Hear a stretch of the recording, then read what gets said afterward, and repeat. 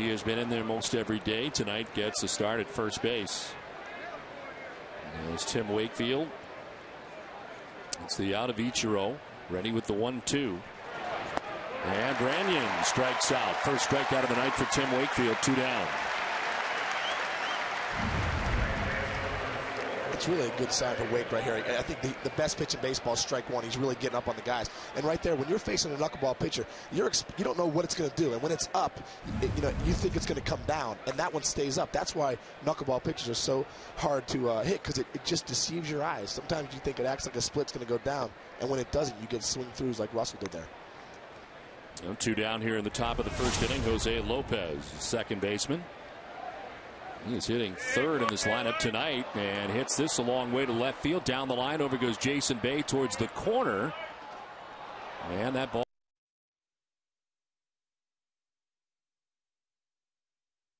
It is a double for Lopez. The third base umpire, Mike Everett, trying to get a good look, and he says it's a fair ball. So it stays in the yard, and Lopez ends up at second base. Good job right here by Lopez. This pitch is up and in. You can see right here on the replay. It looks like just off the fair pole right there. I mean, but that pitch is up and in. It gets his hands, keeps his hands inside. That's a tough pitch to keep fair. So for him right there to keep that pitch fair is a good piece of hitting. Right here, this ball kind of comes up and in. You see it right there? Kind of stays up a little over the plate, but it's still in. But that's a tough pitch to keep fair, Don. So if you keep it fair, he did a lot of things right in that swing. It was barely fair off the pole down the left field line, and it is a 2-out double for Jose Lopez. Gives Ken Griffey Jr. a chance as he takes ball 1. Now Griffey batting out of the cleanup spot in his return to the Seattle Mariners. 10 homers, 26 runs batted in. So we talked about Griffey when we were in Seattle. As he fouls it off, you think about what the numbers could be for him if he was healthy at all in Cincinnati. I played with him for 6-7 years in Cincinnati, and he just big injury after big injury after big injury. And you tell you what, for a 10-year period when he was in Seattle, he was the best player maybe ever in Major League Baseball. So you wonder, he's at 620 some homers. You wonder where he'd be if 4 of those years were healthy. Chops to second base. Pedroia's got it, and Wakefield out of the first inning. The Red Sox coming up from Fenway Park.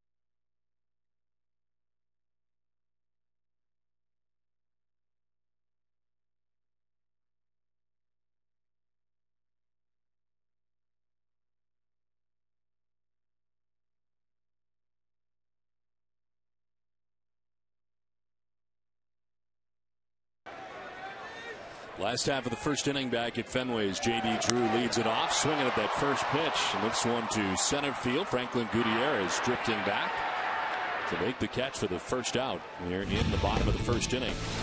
Check out the Red Sox starting nine, brought to you by New England Chevy Dealers. J.D. Drew in right field, Dustin Pedroia at second base, Kevin Youkilis at third, David Ortiz batting in the cleanup spot tonight, Jason Day in left, Mark Kotze at first base, Jacoby Ellsbury in center bat seventh with Nick Green, shortstop batting eighth, and George Gutaris doing the catching. He bats ninth. One out here in the bottom of the first inning, and Felix Hernandez makes his 17th start of the year, 8-3. Record could be better with some run support. Just a 2.54 earned run average for Felix Hernandez. And in his last start to begin this road trip, it was a win against the Dodgers, an 8-inning effort, giving up just one run. It was unearned, and he struck out 9 Dodgers along the way. This is on the ground up the middle. Ronnie Cedeno knocks it down, but Pedroia will reach. Nice piece of hitting right there by Petey. You know, with a guy like Felix Hernandez, you got to hunt the fastball. You really got to hunt the fastball. He gets up on an 0-1. He comes back with him again with the fastball here. So Petey's saying, I can't miss this one. I got to put a good swing on it, get the barrel of the ball, and he does. And he gets it back up the middle. So, you know, good job right there as a hitter with a guy like Felix Hernandez with the stuff that he has. You got to hunt that fastball. So you think we're going to see some aggressive swinging, because generally it's early in counts that Hernandez uses that fastball? Yeah, I think so. I think you want to get to that fastball. You don't want to get to that slider, that nasty changeup he throws down. And there is strike one to Kevin Youkilis with Pedroia at first base and one out. Yuke's numbers at .314, 14 homers and 47 runs driven in.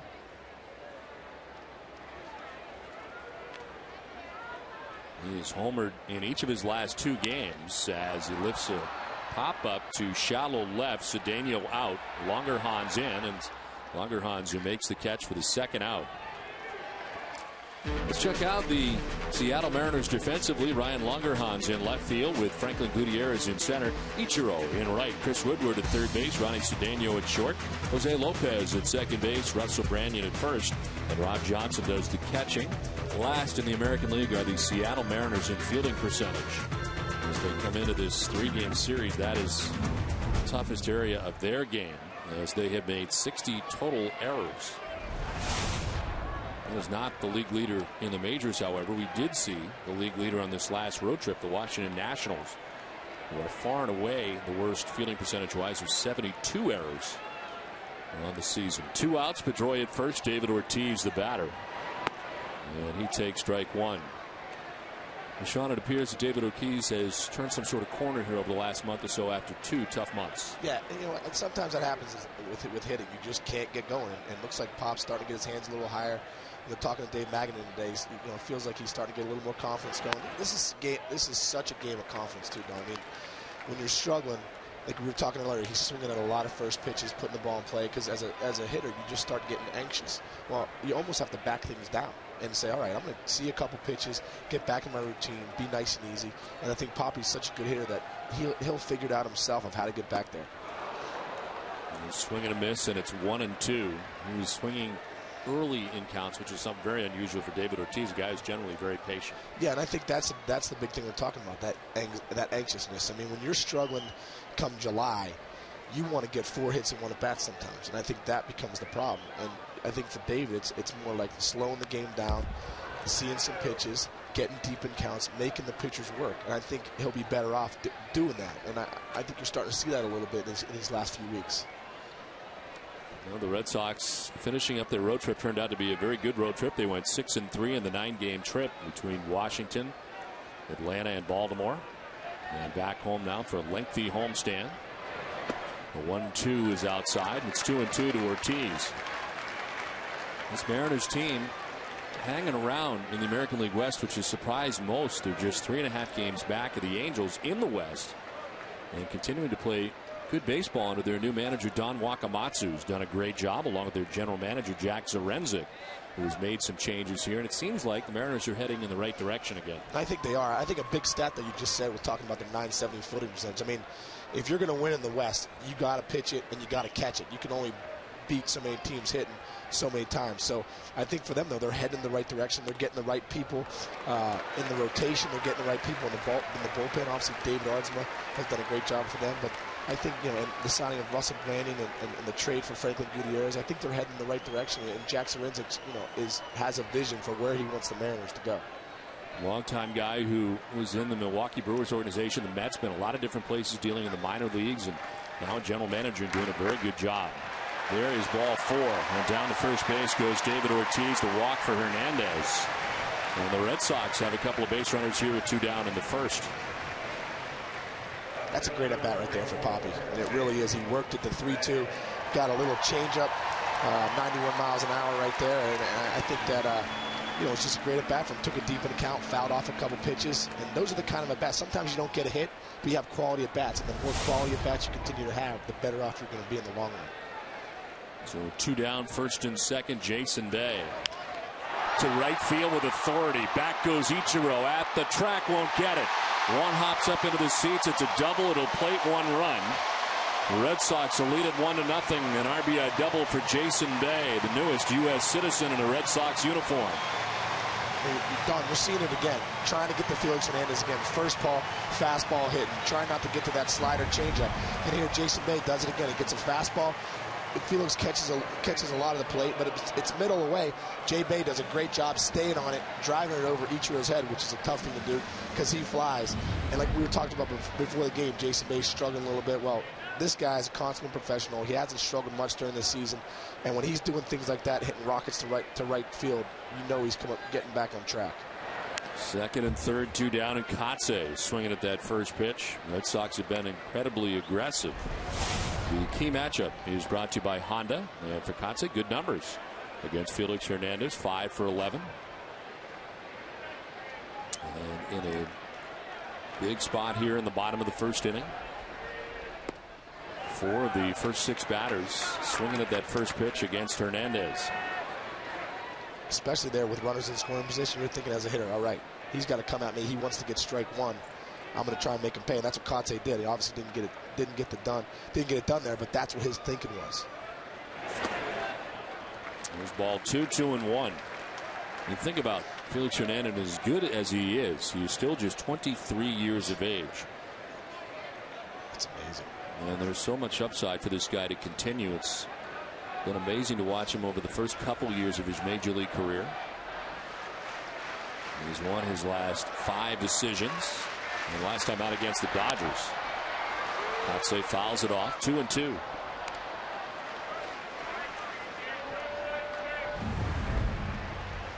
These guys are doing a great job of hunting the fastball. You don't want to get to that slider changeup.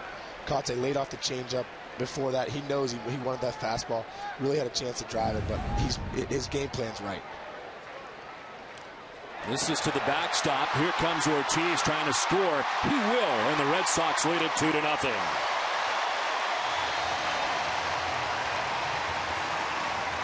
Jason Bay takes third. You know why these guys win? These guys win. Playing with them last year, these guys win because of this reason. Kotze's putting together a good at bat. There's a slider, almost acts like a cutter, gets away from Johnson. But they put together good at bats inning after inning. You see Papa puts together, takes him 3-2, gets a walk. Kotze's putting together a good at bat here, gets a 3-2 again. Jay Bay hits a rocket first pitch. They all have great game plans. That's why they've been a great team over the years. Kotze thought he had ball 4, but strikes out. The Red Sox get 2 runs in the first and lead it 2-0.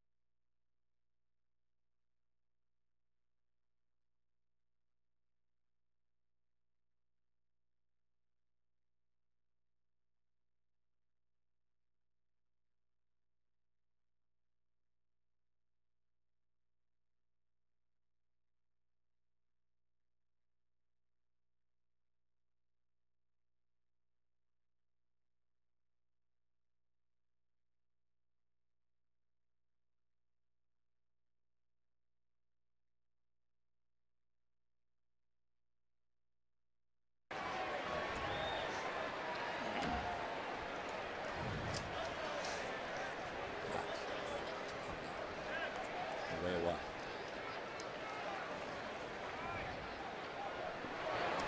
Second inning from Fenway Park. Franklin Gutierrez leading it off for the Mariners. Gutierrez, Langerhans, and Woodward to face Tim Wakefield, who gave up a 2-out double in the first inning, but now has a 2-run lead to work with. I mentioned the acquisition of Franklin Gutierrez. We saw him previously with the Cleveland Indians. At the time, he was kind of battling Trot Nixon for time in the outfield with the Indians, but he's playing some good baseball here for the Mariners. As Gutierrez is retired for the first out of the inning, and we send it down to field level, and Heidi Wadney.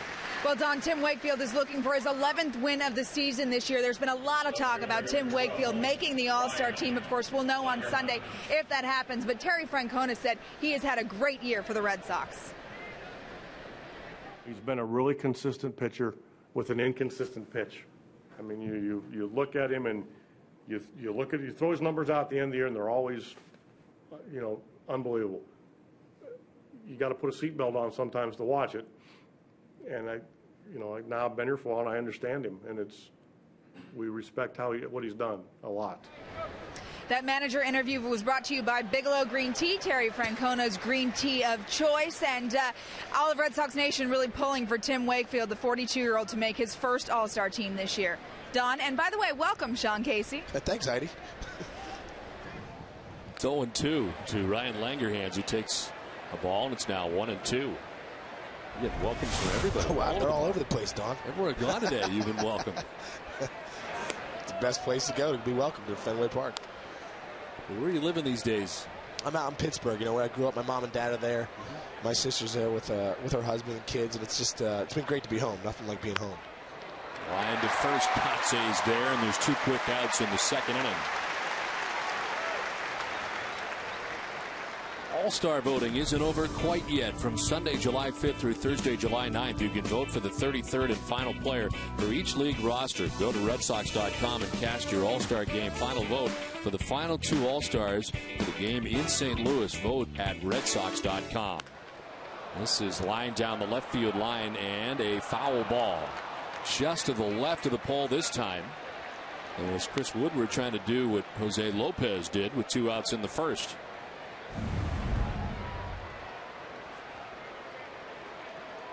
The first one hit the pole. This one missed by a foot or 2, but not by much. Just found, I think what they're starting to do is Wake's getting strike 1. They say the best pitch in baseball is strike 1, and Wake's getting strike 1. So, Woodward went up there saying, all right, I'm not going to let you get strike 1. I'm going to take a swing here. Takes another swing and pops it up right side. Kotze camped, puts it away, and it's a 1-2-3 second for Tim Wakefield. A 2-0 Red Sox lead.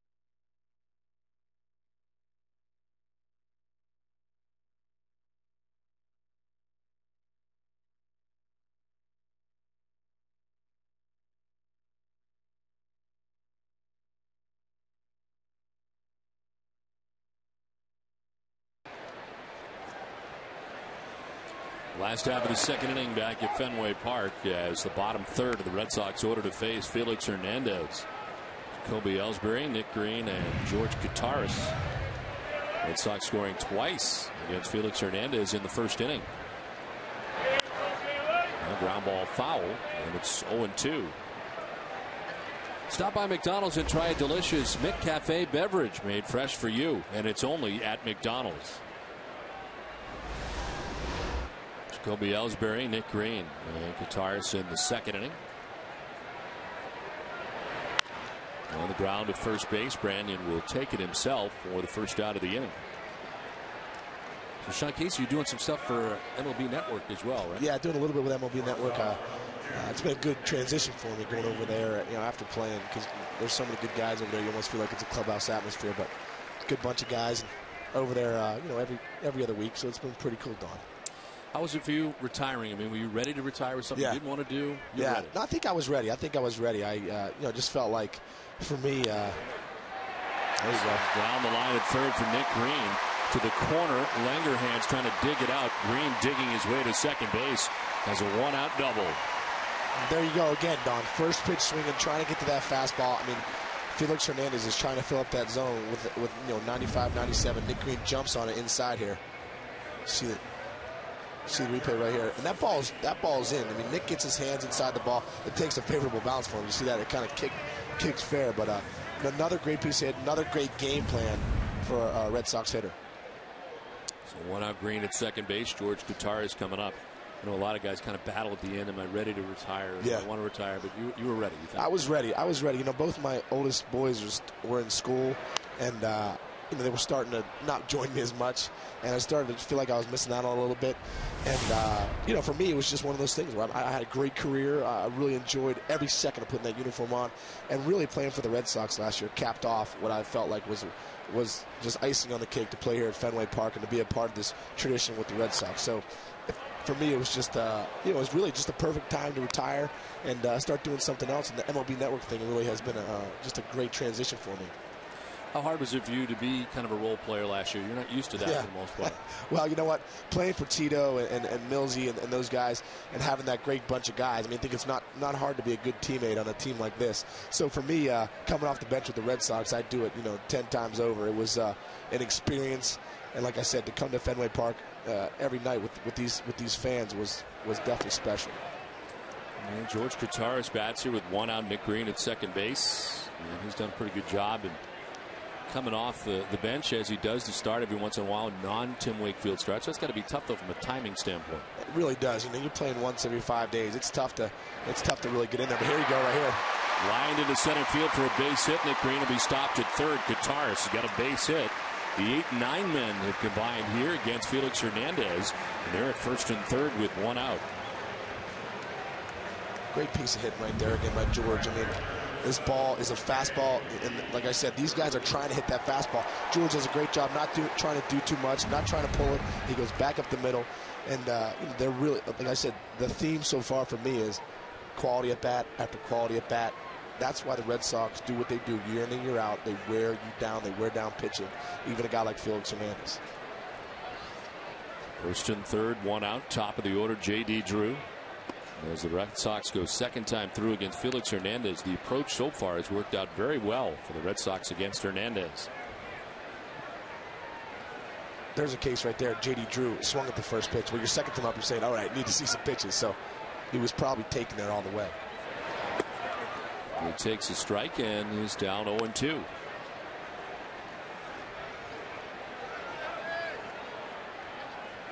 Green at third, Kataris at first. One out in the Boston second. Red Sox on top 2-0. Pitch 30 for Hernandez. And it fools Drew. He strikes out. As taking second base on the play is Kataris as it got away from the catcher. Rob Johnson on the strikeout. It's the second strikeout for Hernandez, but now 2 in scoring position. There's that nasty slider right here we were talking about at the beginning of the show. This is where Felix Hernandez makes his money. He makes it down the zone. Obviously, it's 0-2 right there, so he can take a chance to bury that pitch. But I'm telling you what, when you're at the plate against this guy, it looks like it's right there. It really does. I mean, and you take those swings and you think, how did I miss that? Well, you missed it because he's a great pitcher. And when you get 0-2, he's even nastier. And I think J.D. Drew found that out right there. So a strikeout and a wild pitch. It gets Kataris to second base. Nick Green at third. And a 2-out opportunity here for Dustin Pedroia. Reached on an infield hit his first time up. So it's there, and then it's not when you're facing Felix Hernandez. It really is. I mean, you know, when you have a guy that throws that good of a fastball, you try. That's why we're talking about these guys really need to hunt the fastball, because you don't want to get to that slider 0-2. You don't want to get to that good changeup. And right there, you saw he starts PD off second and third. He starts him off with the slider. And now he goes back to the fastball. So when you start seeing lineups, you know, 2-3 times around, you know, it's the greatest chess game in sports. PD and the Red Sox are trying to make adjustments, and now Felix Hernandez is trying to make adjustments, and that's why he's one of the better pitchers in the game. It's rare to have secondary pitchers that are so good as Felix Hernandez has. Pedroia takes ball 3. That's the thing, Don. The thing that separates you, look at a guy like Josh Beckett, even a guy like John Smoltz, you know, all the guys, you know, in the rotation, Johnny Lester, even Brad Penny. These guys have above average 3-4 pitches. That's why they're some of the greatest pitchers in the game and have been consistent over the years. So when you watch a guy like Felix Hernandez, he's above average in all his pitches, and that's what makes him dominant. That's what makes him look at his last 6 starts and say, this guy's 4-0 with a .8 in the big leagues. I mean, you have to be dominating people to do that. And when you see a guy that has 4 above average pitches in the big leagues, these are the guys you hope to get one hit off and battle against. Pedroia's check swing foul is back into the seats. It looks like everybody's all right down there, and a check swing, full count.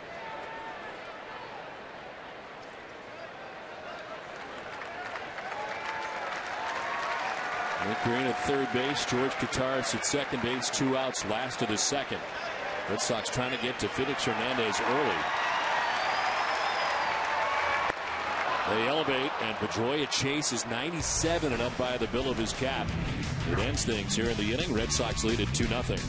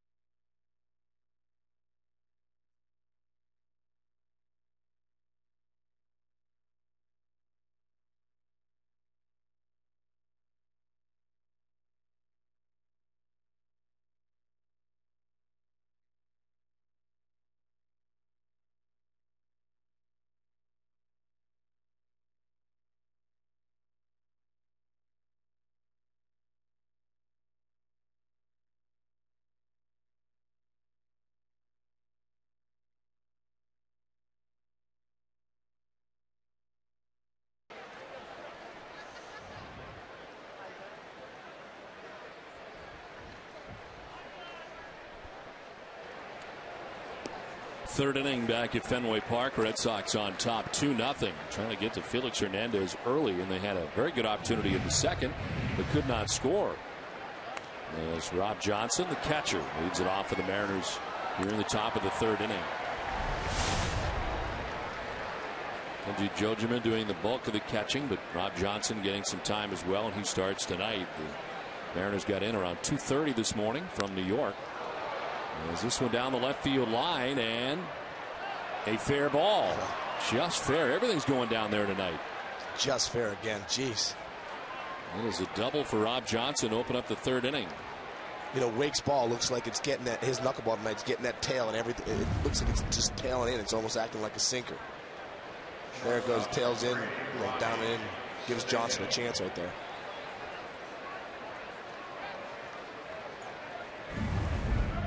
So a double for Johnson. Ronnie Cedeno, shortstop, coming up, batting out of the number 9 spot for the Mariners.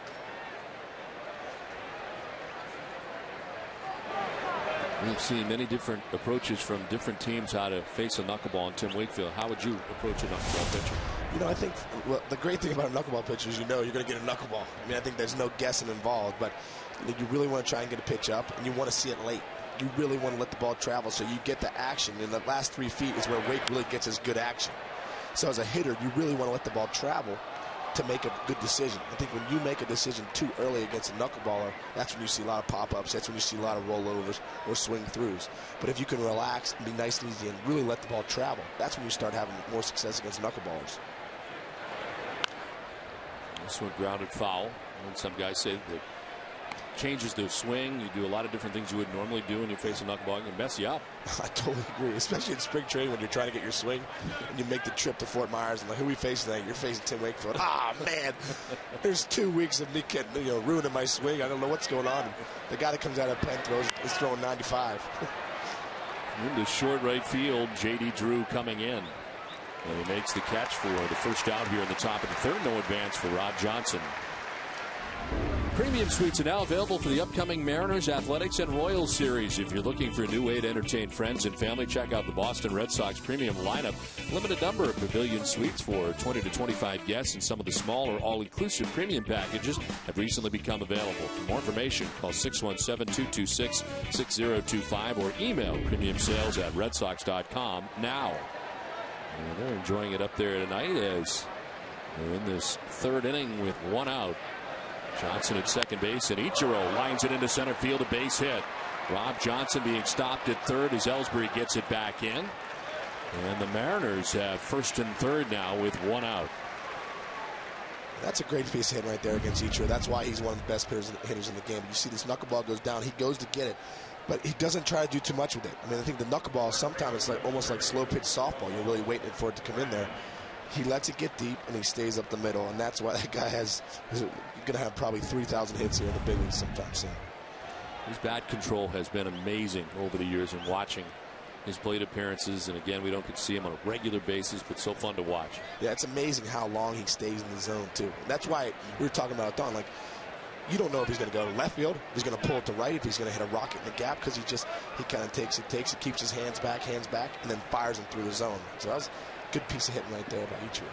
There's Russell Branyan with one out. Branyan lines it into right field, a base hit. This will plate Rob Johnson from third base. And the Mariners are on the board.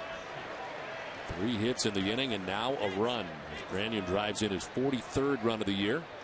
And it is 2-1 Boston. You're starting to see the same pattern here, because Wake's getting a lot of strike ones too.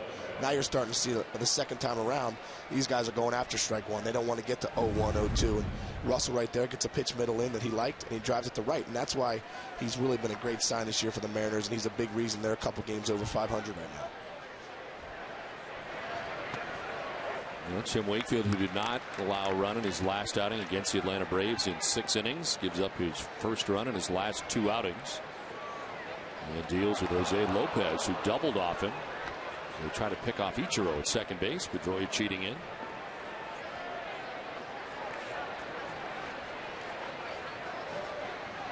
Lopez with a double his first time up. Cat and mouse game going on here between Wakefield now and Ichiro. No, he went Wake. I think, you know, talking to Tito today and Johnny Farrell, he said, "What's Wake doing better this year?" He's holding runners better, and I think that's been a big thing for him, is holding runners and not letting these guys get up there.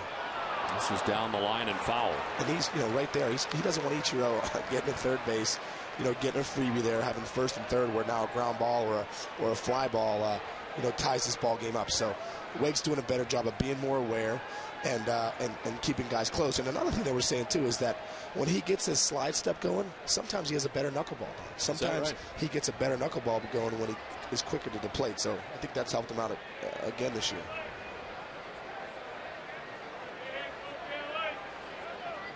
Holding the ball here a long time and waiting for timeout, which he gets. Yeah, a lot of times the quality of pitch is something that goes by the boards when you're talking about a slide step. It's interesting that it's been good for Wake. Yeah, it really is. Sometimes you hear guys get up on the zone on their slide step, but I think for Wake, it's really been something that he's trusted. He knows he needs to hold runners better. I mean, he knows that, and that's kind of been his Achilles heel his whole career. So I think he's had more success this year holding runners and keeping away from them scrapping out a run here and there. And like you said, because of that slide step, he's getting good movement on his knuckleball. Lopez grounds it foul, hangs it 1-2.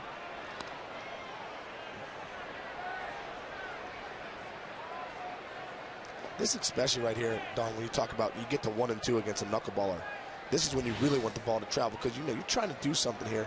You're not just up there wailing away. So Lopez, I think, is trying to really get that ball back in the zone and try and square it up. Nice pitch. Pops it up instead, and it is the shortstop Nick Green who makes the catch. Infield fly rule, and there's 2 down. Ace Ticket will donate $175 to Children's Hospital Boston and the Red Sox Foundation for every strikeout the Red Sox pitcher makes this season. So far, Ace Ticket has donated $103,075. Thanks to Ace Ticket. And remember, get your Sox tickets at aceticket.com. Is that good, hitting 409 homers in your career as a Mariner? That is pretty good. It means you're a pretty good player. Ken Griffey Jr. has hit 409 of his home runs in a Mariners uniform. And, when he went back to Cincinnati, kind of going home, it seemed like it was the right thing for him to do. But so many injuries during the course of that time. He's just never really healthy. Never did. And having talks on the planes, get the plane ride going, you get next to guys, and you really start finding out who they are. And I remember talking to him a couple years into his time in Cincinnati, and he said, you know what, I'd really like to end my career in Seattle. I'd like to go back there. And I think this is always what he wanted to do, get back to Seattle, maybe DH a little bit, play a little bit in the outfield, maybe not, obviously not have a big of a role as he did before. But I think his intention was always to come back to Seattle and kind of finish off his career.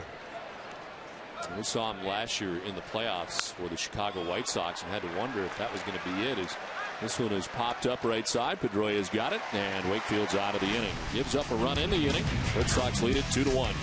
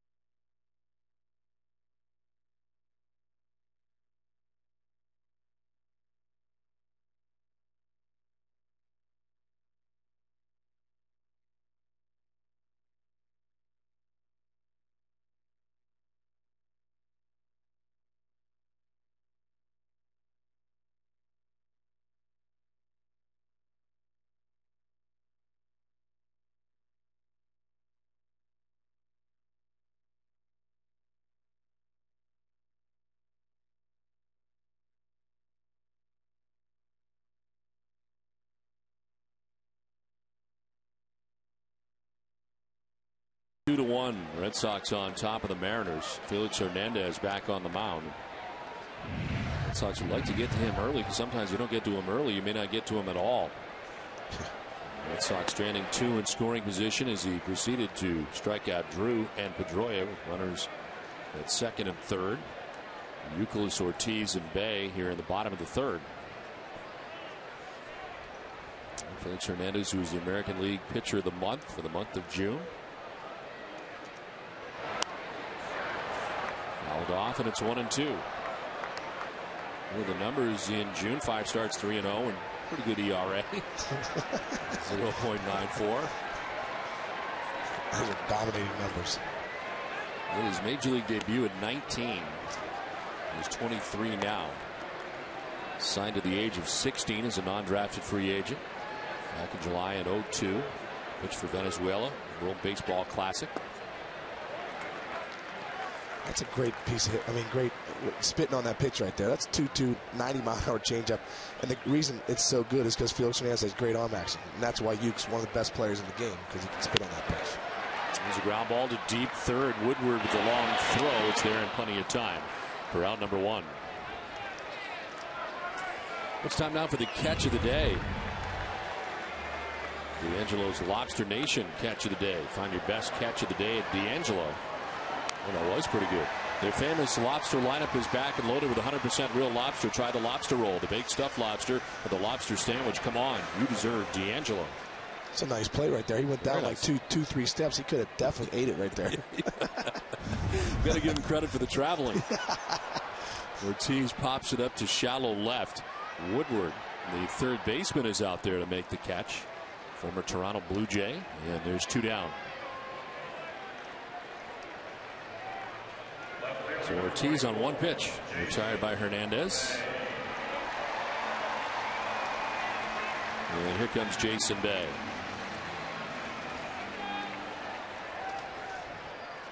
They doubled to drive in a run for the Red Sox in the first inning. Mentioned in his first at bat, now a citizen of the United States of America.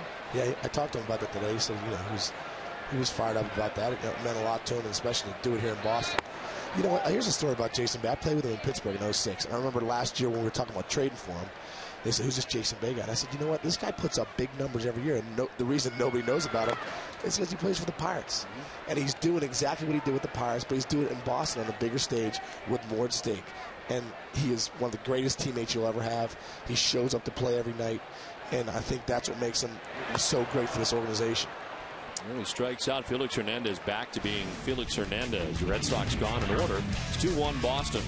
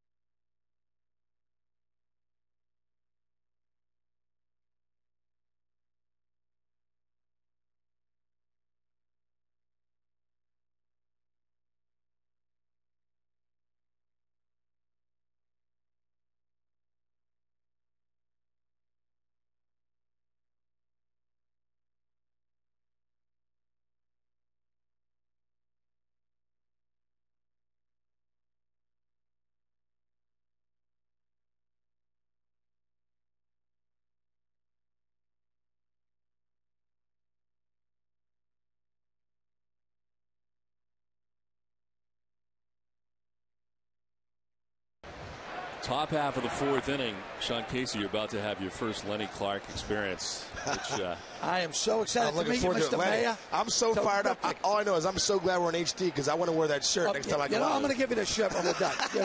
Look at that foul ball. Don't worry. Look out. What is up with this shirt? Well, you know what? My wife hates it, and she's not here tonight, so I get to wear it. My wife said, that's one of the ugliest. You look like an escaped clown. Although I find it kind of, an HD-ish, It's very nice in HD. It's a good conversation piece. Yeah, in between pitches, I'll do it. Oh, look, here's Wake. He's throwing in there. All right, nothing wrong there. Well, I got to say hi to my mom. Mom, okay. I love you. She's in the hospital. Oh, and no. Yeah, she's doing better. I just got her a wheelchair. Yeah, she's really lazy. But the point is, I hope, let me wait this pitch. She's 85, and things happen. And, she's up at the Santa Maria, and all the nurses up there are really nice. I haven't seen a doctor yet, but the nurses are fantastic. And her roommate, Mary, she's, I think, 90. So they got some experience in there. Oh, that it is bad?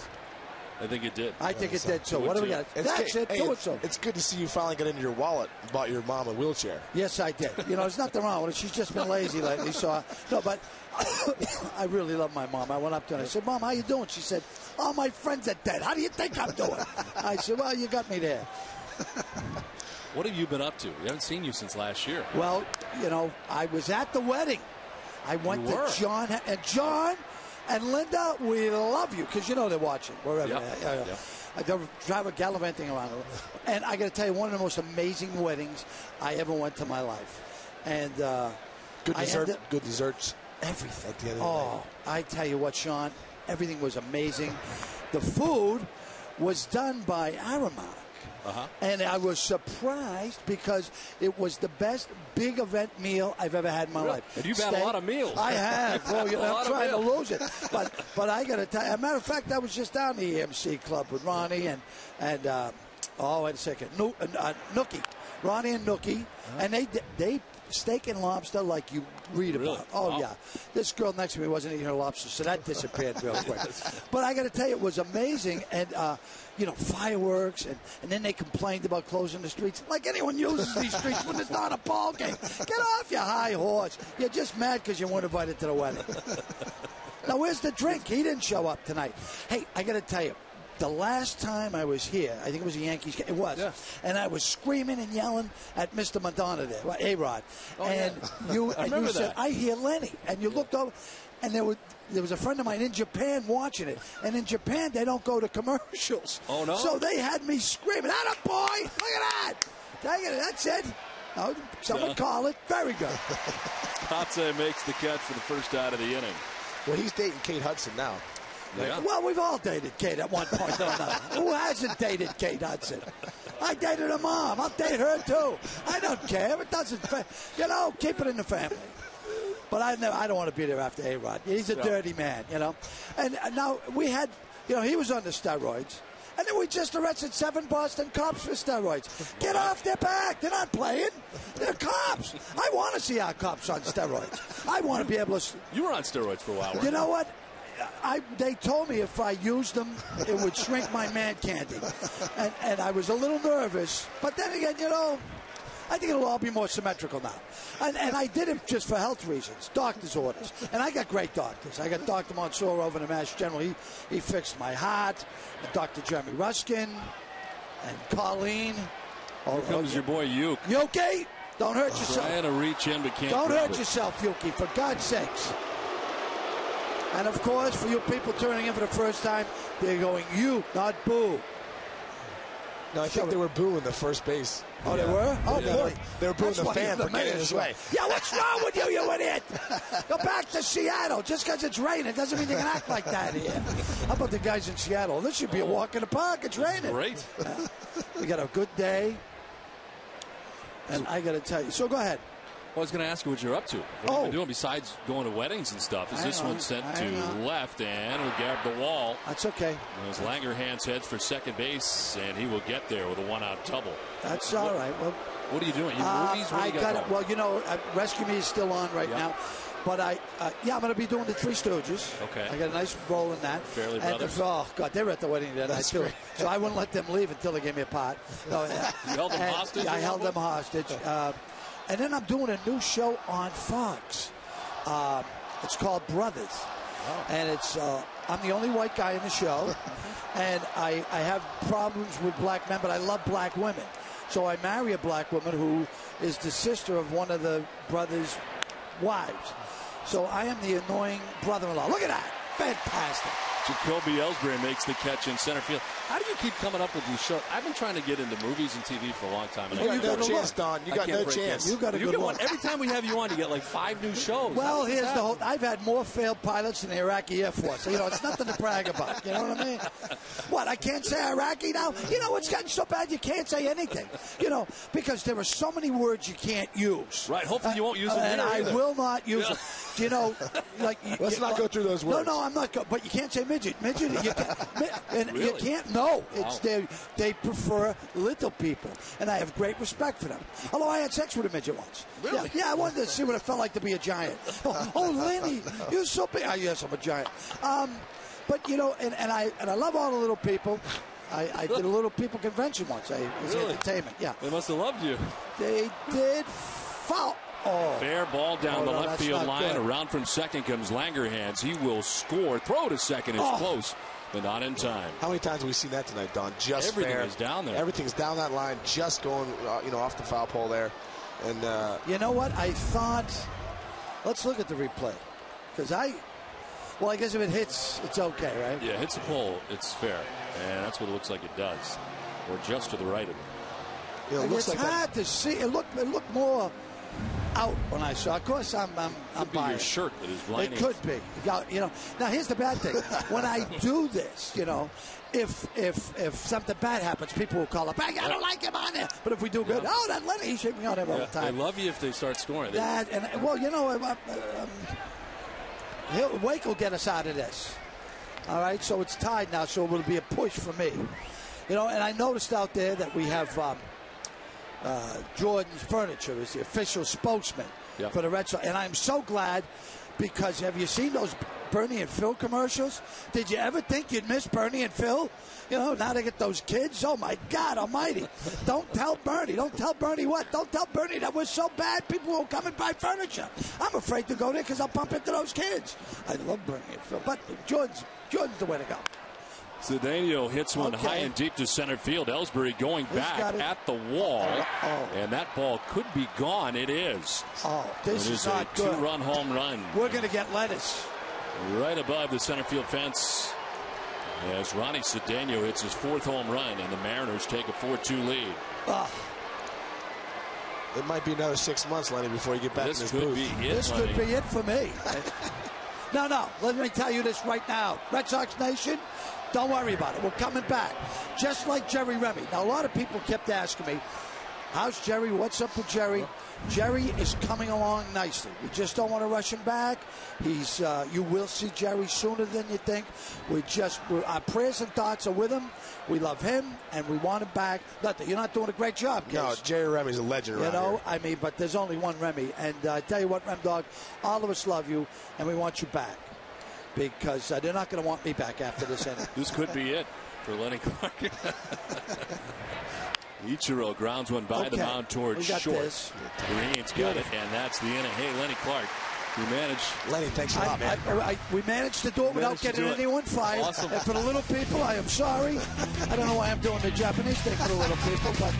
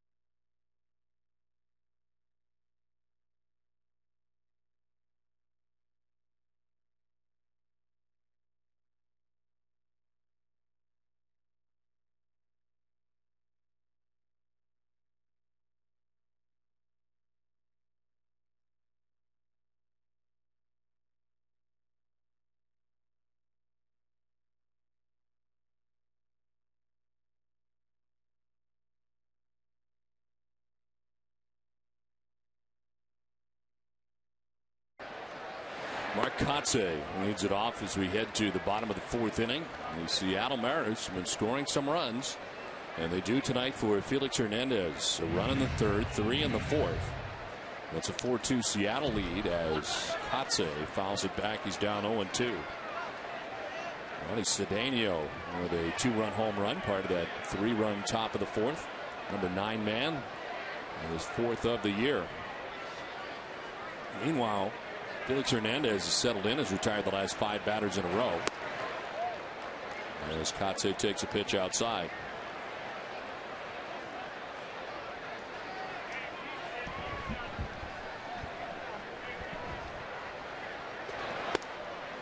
Just inside, and it is 2 balls and 2 strikes. Hernandez at 47 pitches coming into this inning through the first 3.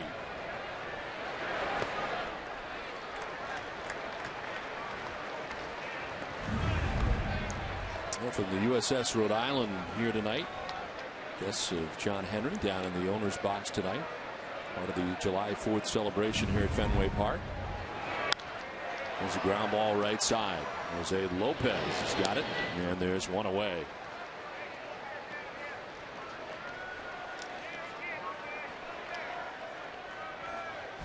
When you want pizza and a Coke delivered right to your seats, it's Papa time. Call Papa Gino's for delivery and be automatically entered to win Sox tickets, plus an in-game delivery. Visit Nesson.com for details.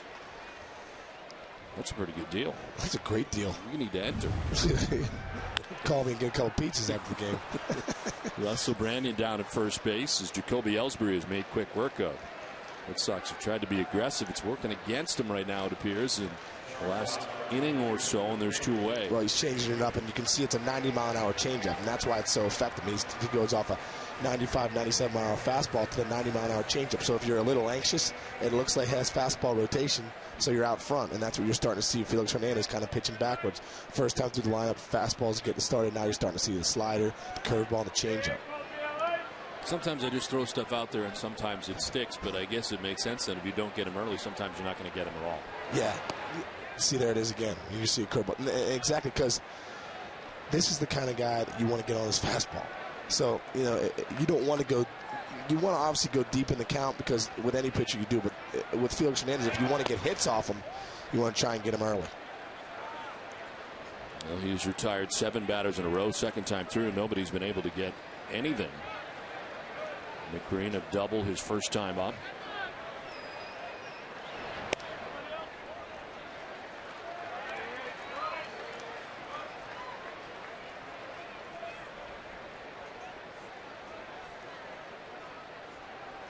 Center fielder Franklin Gutierrez, step or 2 towards right center for Green to go the other way as he takes strike 1.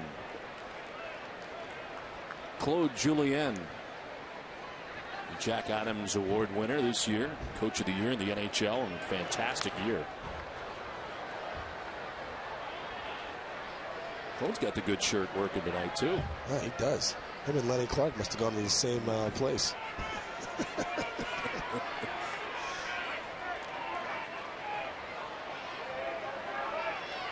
Into the count to Nick Green. And it's up high for ball 4. Down to first base goes Green with 2 outs. It's a second walk given up by Hernandez. That's a pitcher's worst nightmare. Guys always talk about in the clubhouse and in the dugout about 2-out walks. And 2-out walks, sometimes come back to burn you. When you're a guy like Felix Hernandez, we talked about before, Don, he's getting strike 1 with the fastball, and now he starts going to his curveball and slider. Now, if he can't get those over for strikes, he's eventually going to have to go back to that fastball, and maybe that's when you start seeing the Red Sox really getting on him again. And with 2 outs, Nick Green at first base. George Kottaras the batter, and he takes strike 1. Speaking of hockey, I can remember you sitting behind me on the charter last year at one point. And I was trying to sleep, and you spent the entire night going crazy over an NHL game behind me. I was trying to figure out what's going on. So I guess this year worked out pretty well for your NHL. Yeah, it did. Well, I'm a Pittsburgh Penguin fan because I'm from Pittsburgh. But remember that? Somehow Kevin Cash got it on his phone. And I was like, and then I was on the bus, and we get on the plane, and we had it, and you were trying to get your Z's, and I was yelling in your ear, "Oh man, what are you doing? Score!" So I know you enjoyed that flight, that was Don. Great. Trying to think where we were going, where we were coming from, but my chair kept moving around, and you're screaming, yelling. I know, you kept looking at me like, what are you doing? I'm like, What's come on, it's game 6. This year it was good to see him finally win. You know, get those 2 games against the Red Wings and win. I'd have been yelling in your ear this year, too, if I was back. George Kottaras single his first time up. He's got 1 of 4 Red Sox hits tonight. As the top of the Red Sox order waits on deck, J.D. Drew.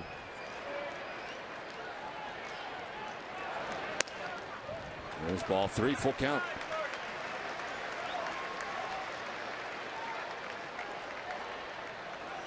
The Red Sox right now want to get Hernandez's pitch count up to get him out of the game, and that's what they really want to do. So the more they do 3-2, and the more they do go late in the counts of this guy, eventually, you know, he's going to be up over 100 pitches, and that's when you get to the pen and you get him out of the game. He's not a guy you want to face 8-9 innings.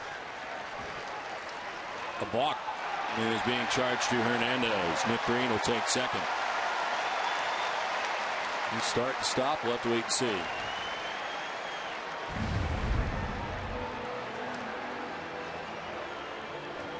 He steps off, and the balk charged as Green takes second. Looked like he was getting ready to pull his hands together and just stepped off.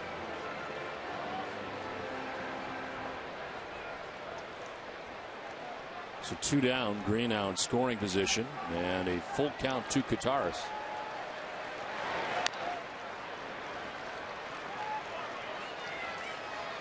It's time now for the Aflac trivia question, and it's brought to you by Aflac. We've got you under our wing. Which 4 Seattle Mariners were starters in the 2001 All-Star Game? We'll have the answer for you a little bit later.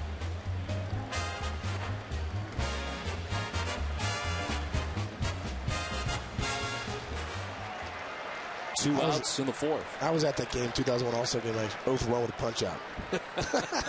You probably could tell us who the 4 were. Yeah. Kottaras strikes out to end things here in the 4th inning. Red Sox lead. Nick Green at second. It's a 4-2 Mariners lead.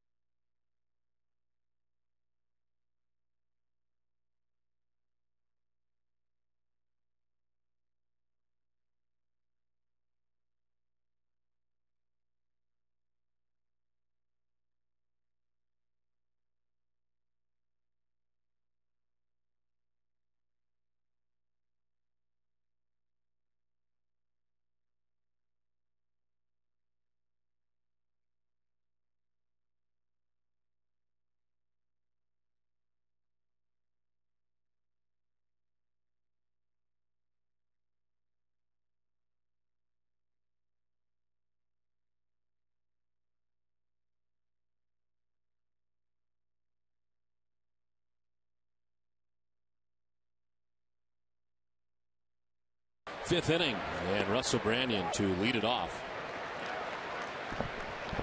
Branyan has struck out and singled. That is 1 for 2 tonight. He and his Mariners have a 4-2 lead. Rounds it foul.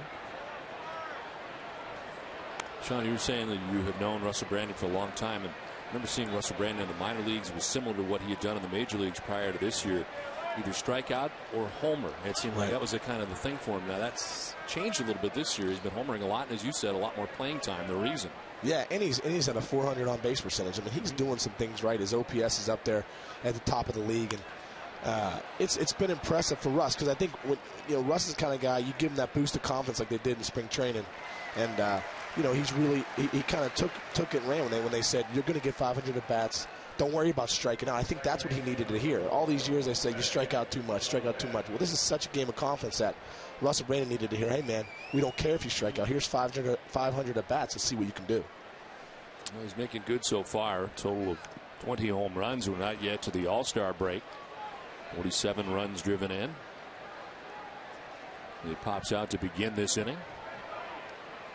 Hey fans, Nesson's cameras are over at Jose McIntyre's tonight at 160 Milk Street in Boston as fans are taking in the series opener between the Sox and Mariners. Always serving an honest brew with a big taste and a nice finish is at Jose McIntyre's to catch all your baseball action.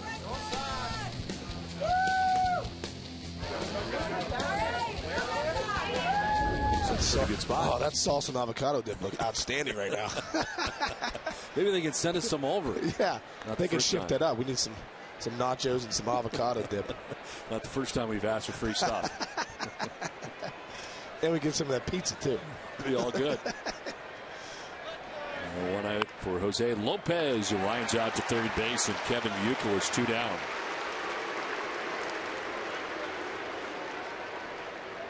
It's funny to see Yuka over there playing third base, and obviously that's his position coming up in the minor leagues. But talking to Mikey Lowell today, having that fluid drain from his hip, and he's saying that he's feeling great. He's feeling like he did early in spring training when things started coming back a little bit. So, to have Mike Lowell in the lineup and to have Yuki over at first and have Kotz, be able to come off the bench, I think it just makes it a better club. And you're seeing this year that he's doing. Nice play by Kotz.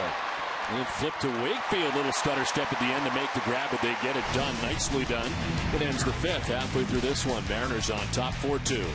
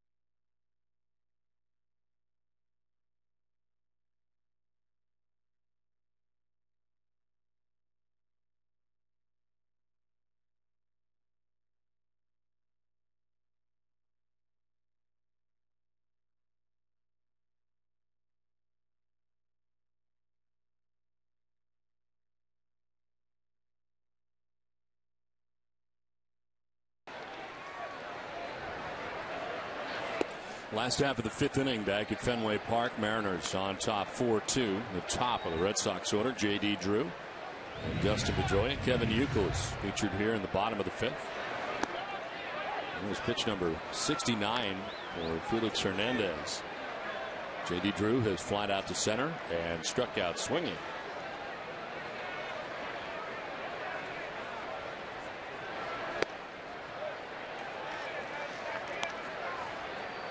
The Red Sox kind of reshuffling the top of their order again. J.D. Drew's been leading off.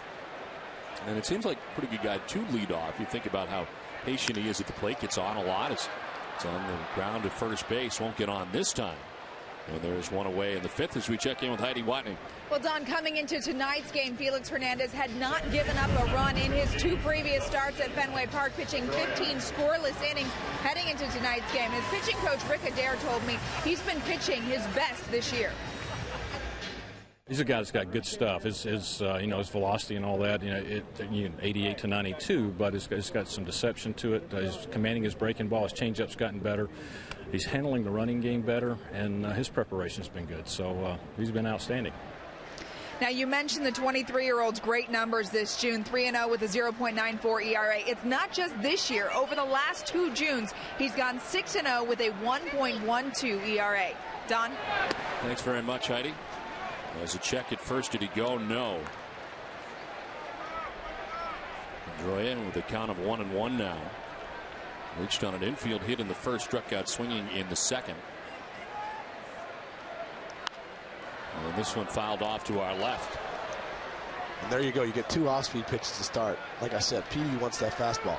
So as a hitter right there, you get the fastball. It's a little up. It still looks like a good pitch because that's what you're looking for. You don't want that slider. You don't want that changeup. You want to try and get the fastball. Now that one's a little up, but it's a great aggressive hack by Petey.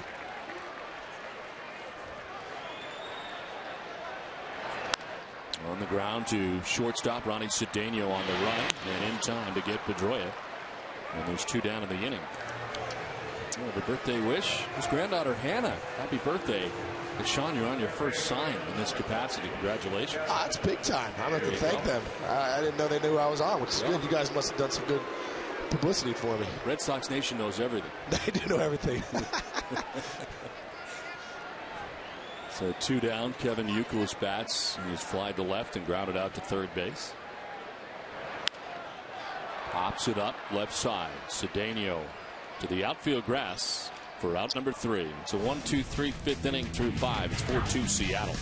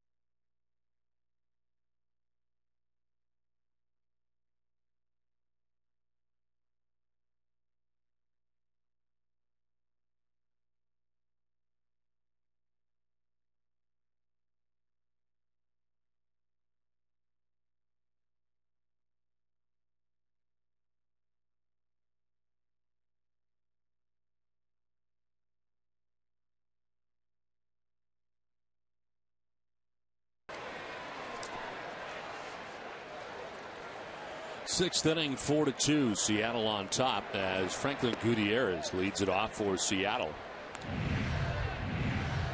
He has been red hot, hitting safely in 12 of his last 13 games. Does not have a hit tonight as he lifts a fly ball to center field and deep. Ellsbury going back, still going. He'll make the running catch onto the warning track to reel it in. And a good jump, long way to go, but he's back there to make the grab for the first out of the inning.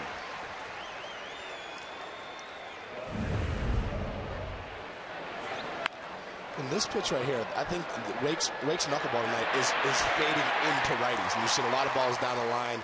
You saw a home run to center field. It looked like that one right there, good to Gutierrez. It kind of came back over the middle, and he didn't really know what to do with it. And that's how he ends up going to center field. And Ellsbury makes a really nice play. But you wonder if that ball fades in again, what does Gutierrez do to that ball? This one fouled off down the right field line, backing out of play. We'll check out the answer to our Aflac trivia question tonight. Which 4 Seattle Mariners started in the 2001 All-Star game? Sean Casey was there, but it's Ichiro, Brett Boone, John Olerud, and Edgar Martinez. It was the first of Ichiro's 8 straight All-Star games. A total of 8 Mariners were actually on that team, along with the 4 we mentioned. Freddie Garcia was there, Jeff Nelson was there, Kaz Sasaki, and Mike Cameron. Manny Ramirez that year was the only Red Sox player on the team. And Kaz Sasaki's the guy that punched me out. Is that right? No, I was like, oh, come on, I can't punch out. 2-2 was like a fastball right down the middle. It surprised me. It's an all-star game. I know, like, geez. I'll tell you what, I'm talking about Edgar Martinez, one of the greatest DHs ever, one of the greatest right-handed hitters. Talking about first base conversations. Conversation with A-Rod, talking to Griffey in Cincinnati for all those years. You can't believe how many, here we go. On to first, 2 down. You can't believe how much of an influence he had on those guys. Remember A-Rod when he first came over to Texas. I was talking to him at first base about, hey man, what do you do when you're hitting? What are you trying to do at the plate? And he said, Edgar Martinez used to tell me, I just want to try and hit the ball hard back up the middle. And we would get on the tee and we'd work hard back up the middle. And I talked to Griff about it. He said, this guy was the consummate professional. Just everything he did was with a purpose. And, you talk about this guy, is he good enough to go to the Hall of Fame? And if you talk to players that have played with Edgar Martinez, I think it's an overwhelming yes. And to hear stars such as the A-Rods and the Ken Griffey Jr.'s, guys talk about a guy like Edgar Martinez, I think that says a lot. Well, that is the question when you start talking about DHs, and they're not there yet, but they are going to be, and he's certainly a name at the top of that list. As Ellsbury will track this. He's tracked so much, and 2 in this inning. It's 4-2 Seattle at the end of 5.5.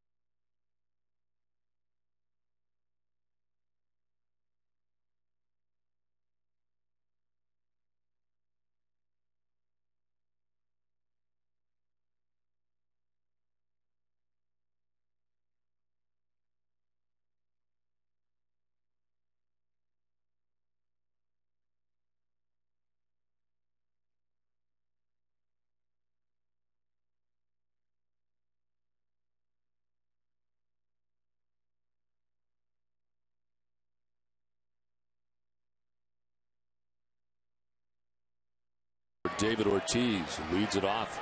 Here in the bottom of the 6th inning, it's Ortiz, Bay, and Kotze. And it's ball 1 to Big Papi. Walked in the 1st inning, popped out in the 3rd.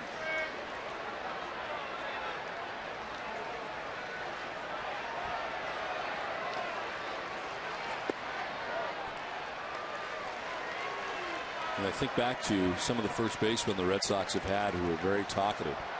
Kevin Millar comes to mind. He was here for a while. At first, he would talk to virtually everybody that come by, but I think you got him by a lot at first base. I mean, you like to talk. I enjoyed talking over there. I had nothing else to do, Don. Okay, I was just over there and friendly conversations. Into the shift, it goes to second. Lopez throws out Ortiz. We check back in with Heidi Watney.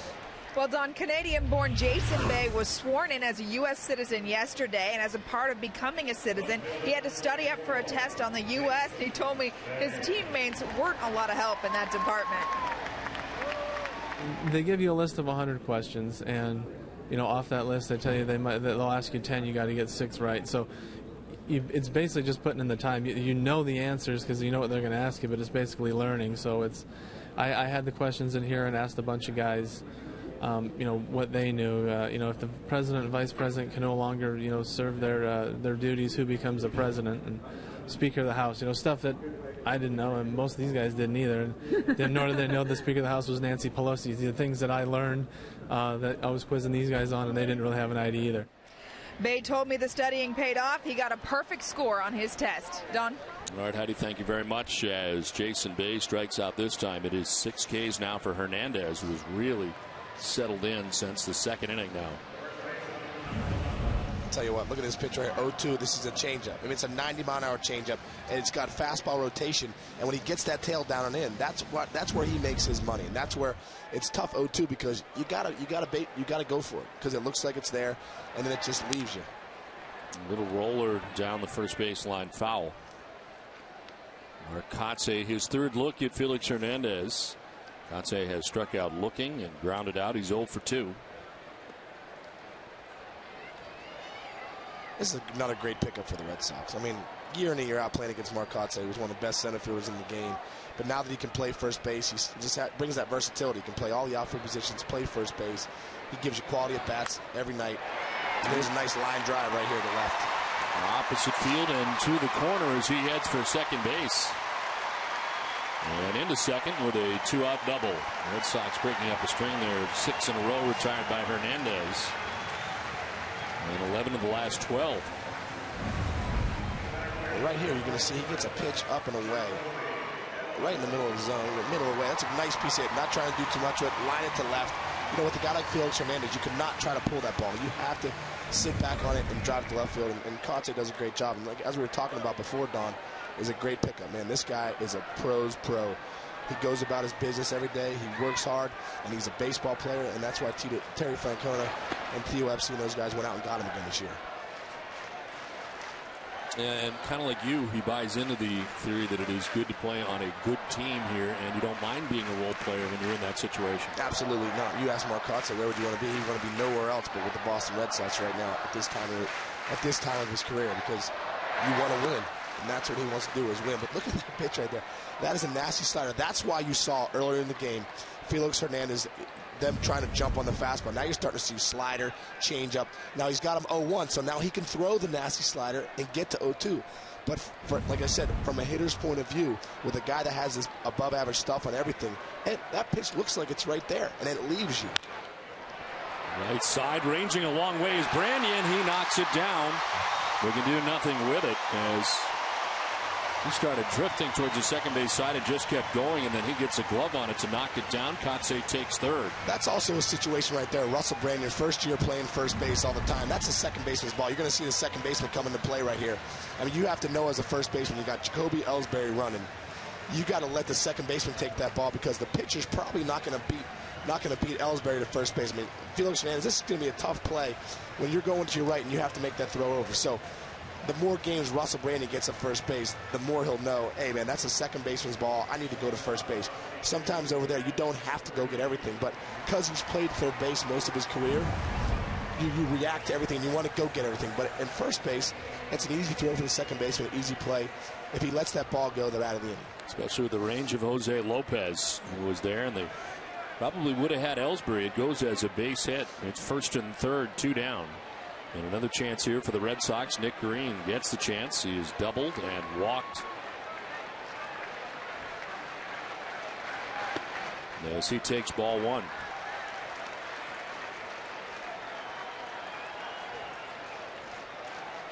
Hernandez got 2 quick outs in the inning, a double, an infield hit now, and it's first and third. Rob Johnson reels off some signs for the infielders, the catcher.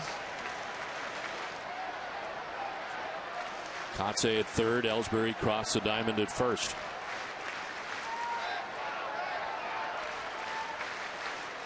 Runner goes at first. The pitch is a strike, no throw.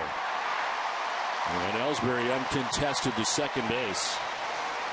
Yeah, that's a situation right there where Nick Green takes that pitch. I mean, it's right down the middle, but Ellsbury gets such a good jump that Nick Green says, "Go ahead and take it." And I'll take my chances having a chance to tie the ball game here with a hit instead of just making it a one-run game. So, that's one of those pitches where he probably could have swung at that pitch, but knew Ellsbury got a big jump and took it.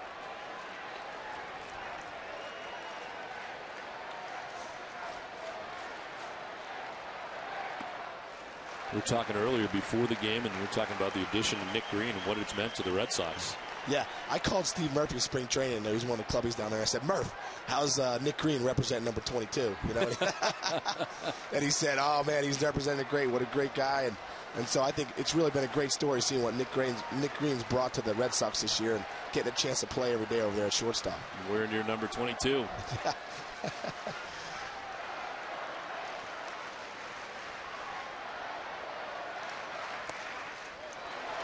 Outside, ball 3. Didn't miss by much, and it's 3-1.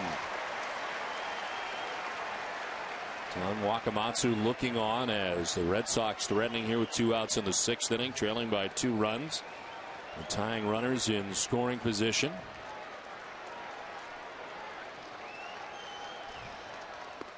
And Green takes strike 2. Yeah, with Contreras on deck, you wonder what Felix Hernandez is not going to give Nick Green. He's not going to just give in to him here and give him a heater.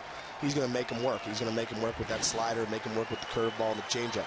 Be interesting to see if he comes with a fastball here trying to finish him off, or he goes with something off speed. Landed foul.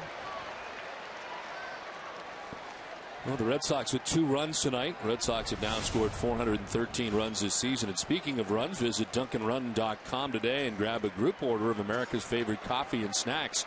Dunkin', run, invite, order, run, enjoy.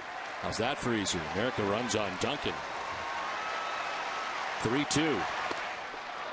Strike 3 call.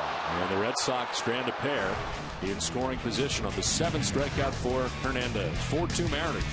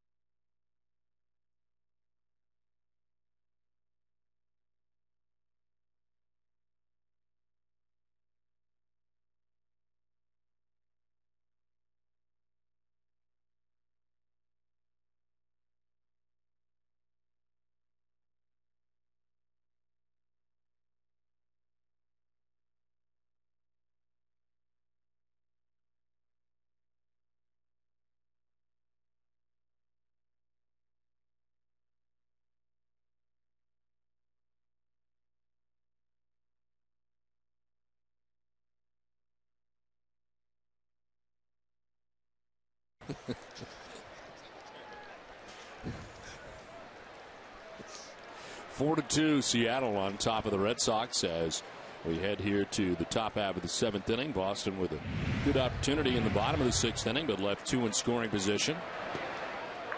And it's Rob Johnson, the catcher for the Mariners, who leads it off. Johnson, Cedeno, and Ichiro to bat here in the 7th.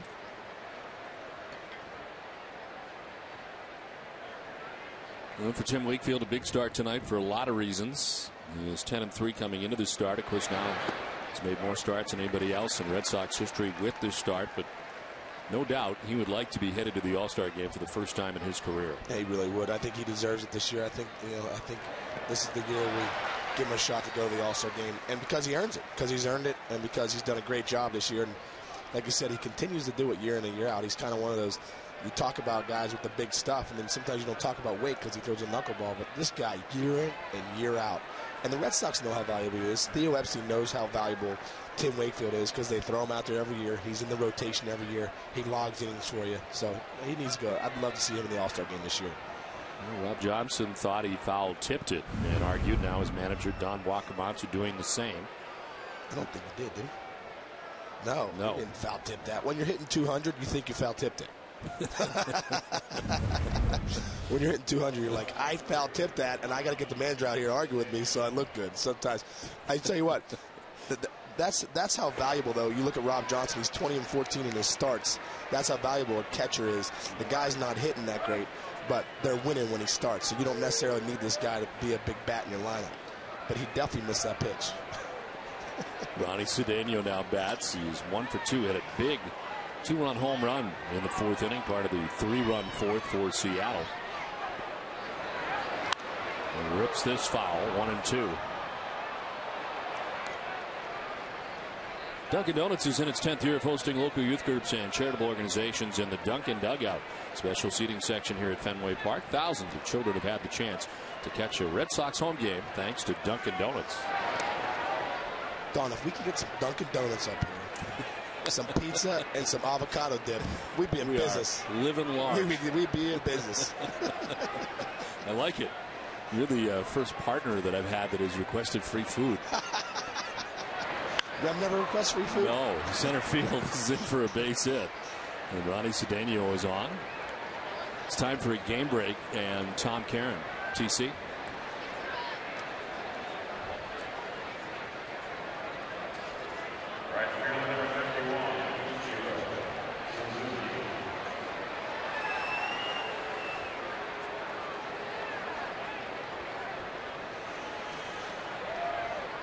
Okay, Tom, thanks very much. Back here at Fenway Park, we're in the 7th, and it's 4-2, Seattle on top. Mariners just wrapping up their series of the Yankees last night. Here they are at Fenway Park and continuing to play good baseball as Ichiro shows bunt, pulls it back, and takes ball 1. The league leaders are brought to you by Olympia Sports. And the category is batting average at .370. Ichiro Suzuki setting the pace. Scott Rowland having a great year for the Jays, .333. Well, nobody for the Red Sox now in the top 5. Euclid spending a lot of the year there. Euclid is falling to 8th American League in batting average to start the night. Euclid hitting at .314. I know you're not going to say anything bad about Kevin Euclid because you need a place to stay apparently. Yeah, I'm shacking up with him tonight. I can't bury him tonight. I'll be sleeping out in the garage.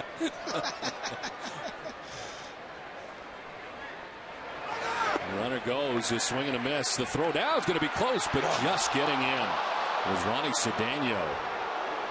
Torres thought he had him.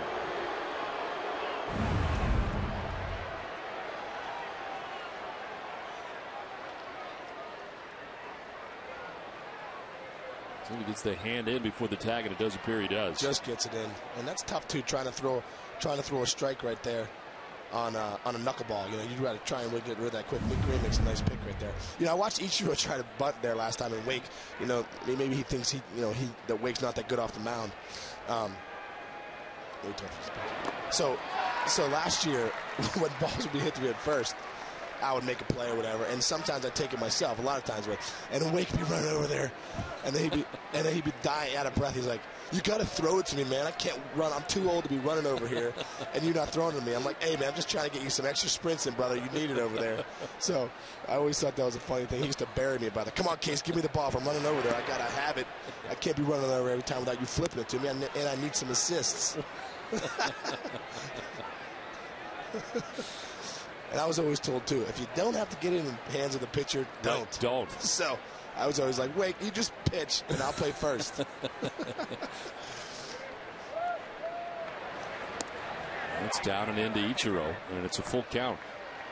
With one out, Ronnie Cedeno at second base. Mariners trying to add to their lead on top by 2 as Russell Branyan waits on deck.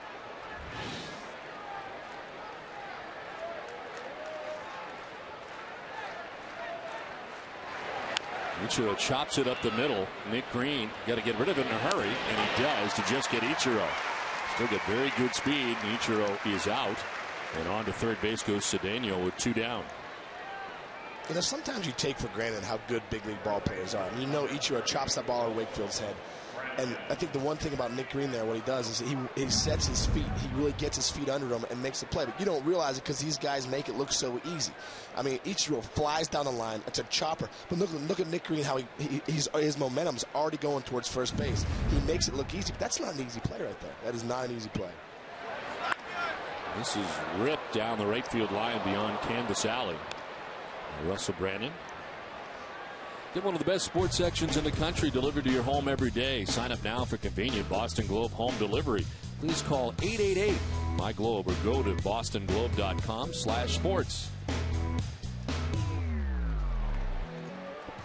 2 out, Cedeno at third base.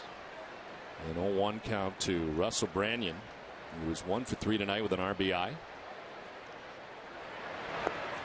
He takes ball 1 outside. Manny Del Carmen up in the Red Sox pen. First action we've seen out there as Wakefield works here in the 7th inning. He's at 93 pitches.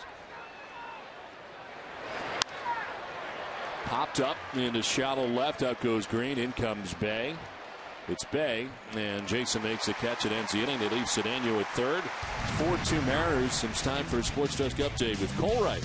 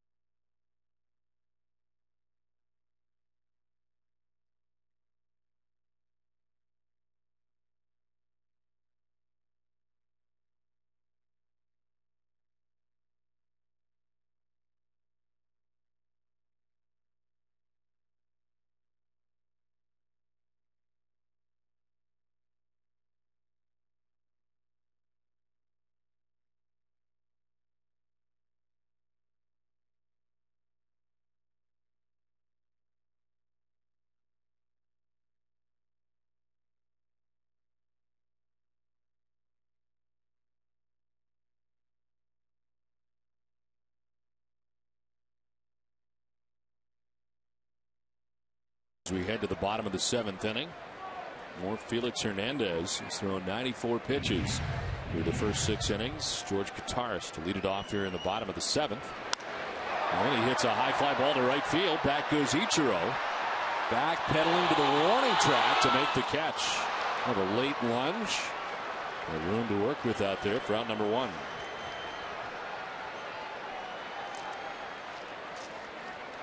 Beth Israel Deaconess Medical Center is the official hospital of the Boston Red Sox. Asks, what does healthy mean to you? Is it getting your annual checkup, cheering on your favorite team? Healthy is blank. Fill in your blank at vidmc.org. 1 out in the inning. J.D. Drew swinging for the down. Sends one out towards deep center field. Back, and it is gone. Straightaway center, deepest part of the ballpark out there by the 420 marker. And J.D. Drew connects with his 11th home run of the year to bring the Red Sox back within one. You look at the chess match all night long. Felix Hernandez, first pitch, fastball, his first at bat, came back with some off-speed stuff. J.D. Drew said, you know what? He's going to come back with a fastball here, first pitch. He's got a 2-run lead. He wants to try and get up on me here. And J.D. Drew just gets a pitch he can hammer, and he hammers it dead center, stays right on it. This pitch is right down the middle. He does exactly what he should do on it and crushes it dead center. So he's got those kind of skills. That's not easy to hit a rocket like that to dead center. So a one-run game now with one out, and Dustin Pedroia the batter.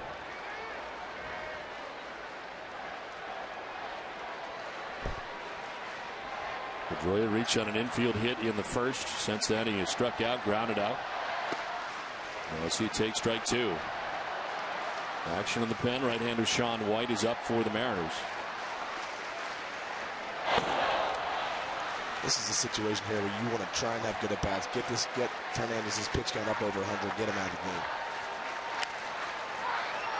Wanted outside of first and foul. Tonight, after our Red Sox coverage, stay with Nesson for Sports Desk, presented by FW Web. Find FW Web's 27 bat centers at frankweb.com. Manny Ramirez is back. His suspension is over. He's in the lineup tonight as the Dodgers face the Padres, plus a look at the chances of which Sox players might make the All-Star team. The latest on the Celtics' pursuit of Rasheed Wallace. Coming up after our Red Sox coverage, as Cedeno throws out Pedroia. And there's two outs in the seventh. Manny Ramirez returning to the Los Angeles Dodgers. A 50-game suspension is now complete. A total of 5 minor league games, spent it to AAA and an A-ball, and back in there for the Dodgers. Really impressive what the Dodgers were able to do in the absence of Manny Ramirez. They have a 7.5 game lead that they have built now over the San Francisco Giants atop the National League West.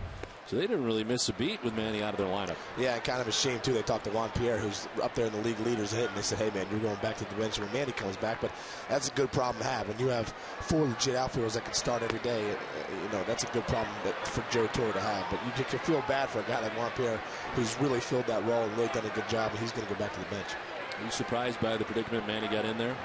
Yeah, I was surprised. I mean, yeah, I was surprised, you know, especially in this environment in baseball right now. I mean, I just feel like it's either ultimate arrogance or ignorance to think that maybe you're bigger than the game, that the testing doesn't work on you, it only works on other people. So, I mean, I think for me, I was surprised in that aspect that someone would really go out of their way and still think they can try and get by the testing. And the Red Sox with a run in this inning, a home run by J.D. Drew, trailed by a run as they bat in the bottom of the seventh. Evan Youkilis with the count of 2-2, base is empty. Youkilis lifts it in the air to shallow right center as in comes Franklin Gutierrez. And he'll put it away to end the inning. J.D. Drew is homered. It's a 4-3 Seattle lead.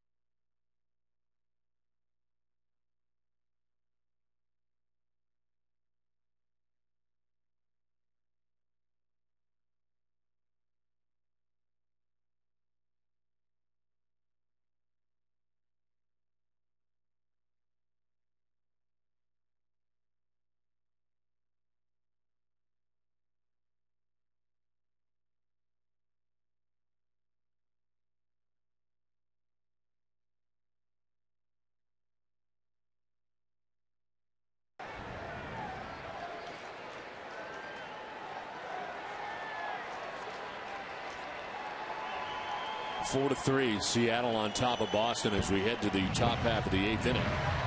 Tim Wakefield with his 95th pitch of the night. A swing and a miss for Jose Lopez. Lopez, Griffey Jr. and Gutierrez to bat here in the 8th. So Wakefield tries to get through the 8th. Tim gave up a run in the 3rd, 3 in the 4th. Big blast, the 2-run shot by Cedeno. Masterson is up, so is Del Carmen as this 8th inning starts.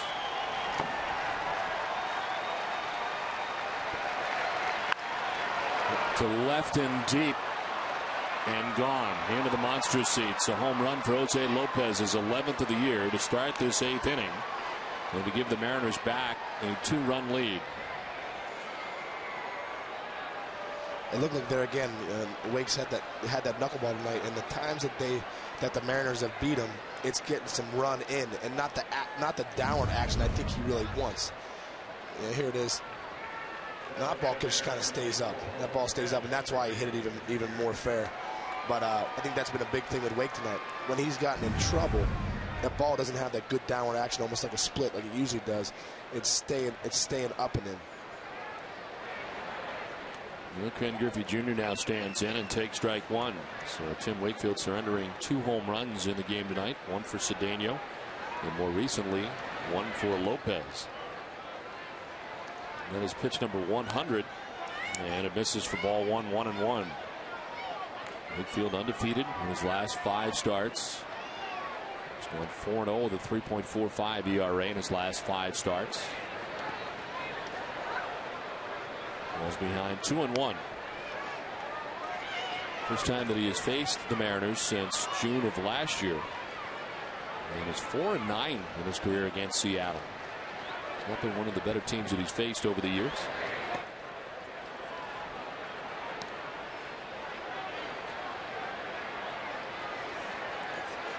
Even though Wake gives up that home run right now, we're talking about he's in the 8th inning.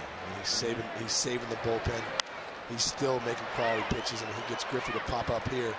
Should be an easy play for Jay Bay. But he's still pitching in the 8th, still saving that bullpen for Boston.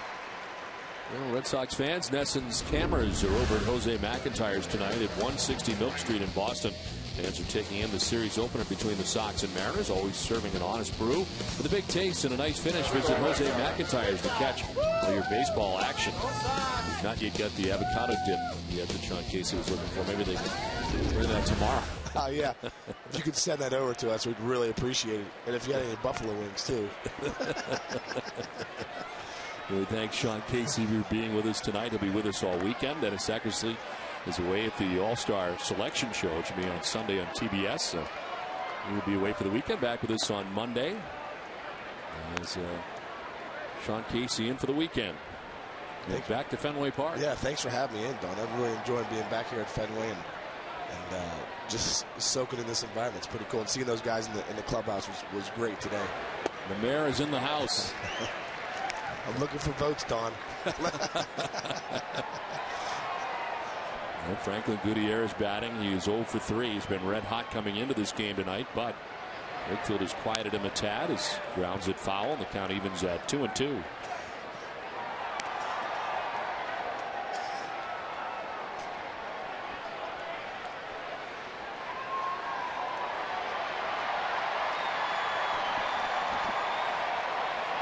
Gutierrez now, Langerhans on deck as the 2-2 is rolled foul.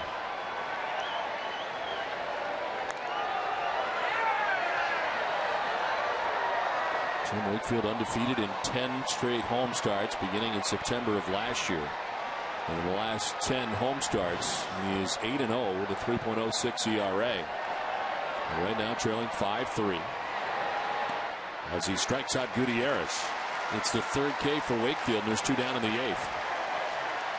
Look at the action on that knuckleball right there. I mean, it almost acts like a cutter. It comes in right here. A lot of them have been coming into righties. This one just bears away, almost like a nasty cutter. So that's really the pitch Wake's looking for right there, instead of having that one kind of sink back in. There's Ryan Langerhans. With a double in the 4th inning and scored. He's 1 for 3 as he lines this down the right field line. One hopper up into the seats. It's a ground rule double, and the second double of the game for Langerhans.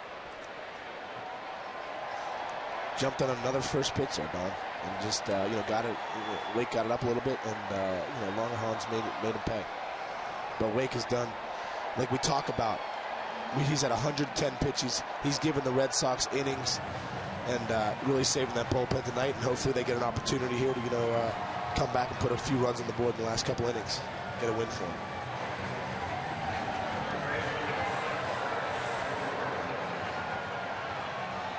Tomorrow at noon, it's Olympia Sports presents the Boston Globe's Red Sox Game Day Live with TC, Yahoo Sports, Gordon Eads, Heidi, Sean Casey, and me. Get a preview as Brad Penning looks to improve his home record to 5-1 in Game 2 of the series. Plus a breakdown of Seattle's chances to catch Texas and the Angels in the AL West. Gordon shares his all-star picks on the eve of Sunday's official announcement. It's all coming up tomorrow at noon, only on NESN. We play day baseball tomorrow, Game 2 of the series. Chris Woodward swings at the 1-0, grounds it to Nick Green at short. Throws him out and ends the top of the 8th. Leadoff home run for Jose Lopez. It's a 5-3 Mariners lead.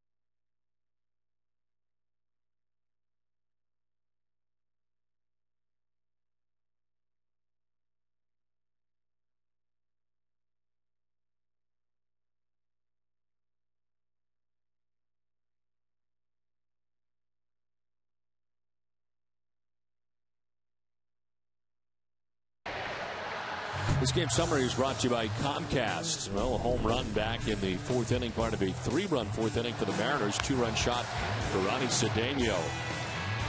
Back would come the Red Sox. J.D. Drew, the solo home run, the straightaway center fielder, bring the Red Sox back within a run.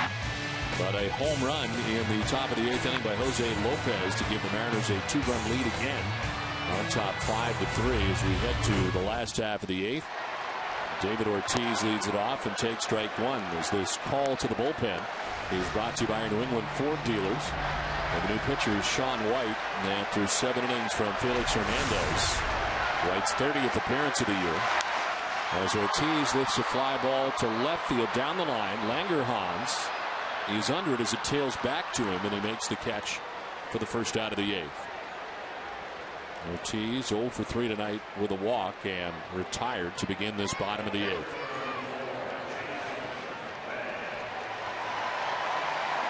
So Sean White first out of the pen, the 2.48 earned run average. The opponent batting at .216 against him.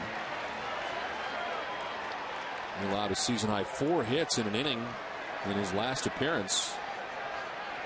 It was 4 days ago against the New York Yankees in Game 1 of that series. Talked about the closer for this team in David Ardsma, who did work in last night's game, even though it was not a safe situation for the Mariners. He has been outstanding, and of course former Red Sox pitcher. And he has slid into that spot and done a very nice job as their closer. He really has. I mean, Ards has really found a home here in Seattle, and they gave him the closer role and said, go get him. And it's another shot of confidence there, and he's really stepped up and had some dominating stuff. And I think last year, you know, David Ards had some great moments with the Red Sox where he really had some stretches there where he showed his dominating stuff, and then he came up with a little groin injury, kind of battling back from that. Got hit around a little bit, and just was very consistent after that happened. But you know, one thing with David Ardsman, when you watch him pitch, you're like, this guy has electric stuff, and I think he's starting to show that this year in Seattle. Yeah, prior to the groin thing, you had to wonder afterwards how healthy he really was. And you thought about it because it was definitely different after the injury occurred. No doubt about it. I mean, he came back after that groin injury, and you know, it looked like he was a little more reluctant. His ball was staying up. He wasn't getting the same action. Maybe he wasn't getting out on his front leg as much, and the injury really hampered him. Jason Bay aboard with a one-out walk here in the 8th. I want to remind you to stay with us immediately following the game tonight for WB Mason's Extra Innings with TC, Gordon Eads, and Heidi. You get the breakdown of the key plays in tonight's series opener and a live post-game press conference of Terry Francona and Tim Wakefield. Plus, don't miss all the reaction from the Sox players in the clubhouse. It's all coming up right after the game with TC, Gordon, and Heidi. Rick Adair, the pitching coach, is out there to talk it over with Sean White. He's given up a one-out walk to Jason Bay. He's got Mark Kotze coming up.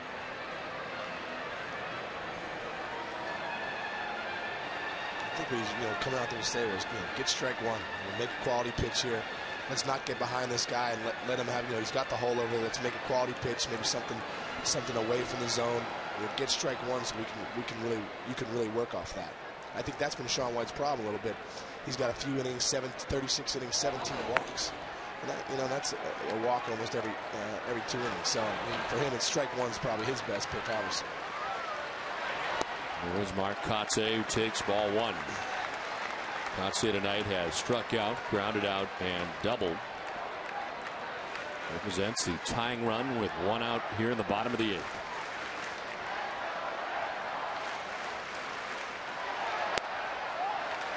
It's 2-0. Tim Wakefield has matched his season high with 112 pitches, done for the night after 8, as Manny Del Carmen gets ready for the top of the 9th.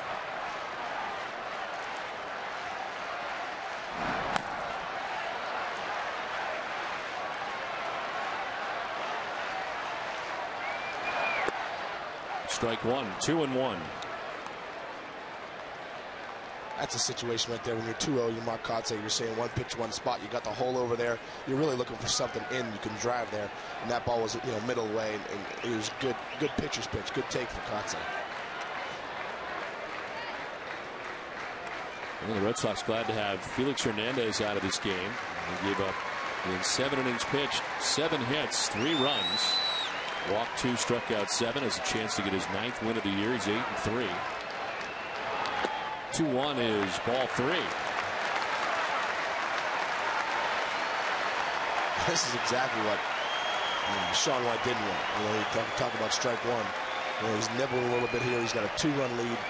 You don't want to bring the winning run to the plate. We're trying to make a pitch here. But Kotze is obviously 3-1. He's looking for a one pitch, one spot where he can do some damage on the right side over there. Fouls it off, 95 on the fastball. And it's a full count. And Wakamatsu on the phone.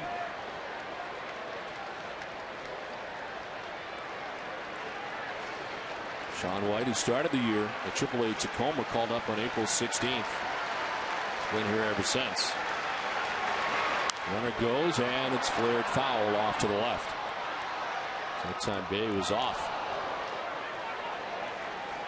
That's one of those pitches right there as a hitter. 3-2 fastball away. You're not sure if it's a ball or a strike.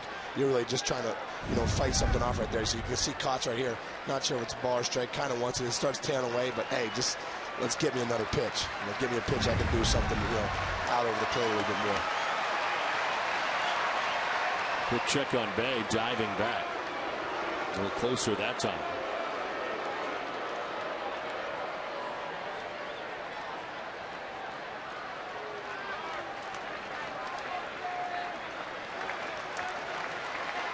Ellsbury waiting on deck with one out and Bay at first, and again they check.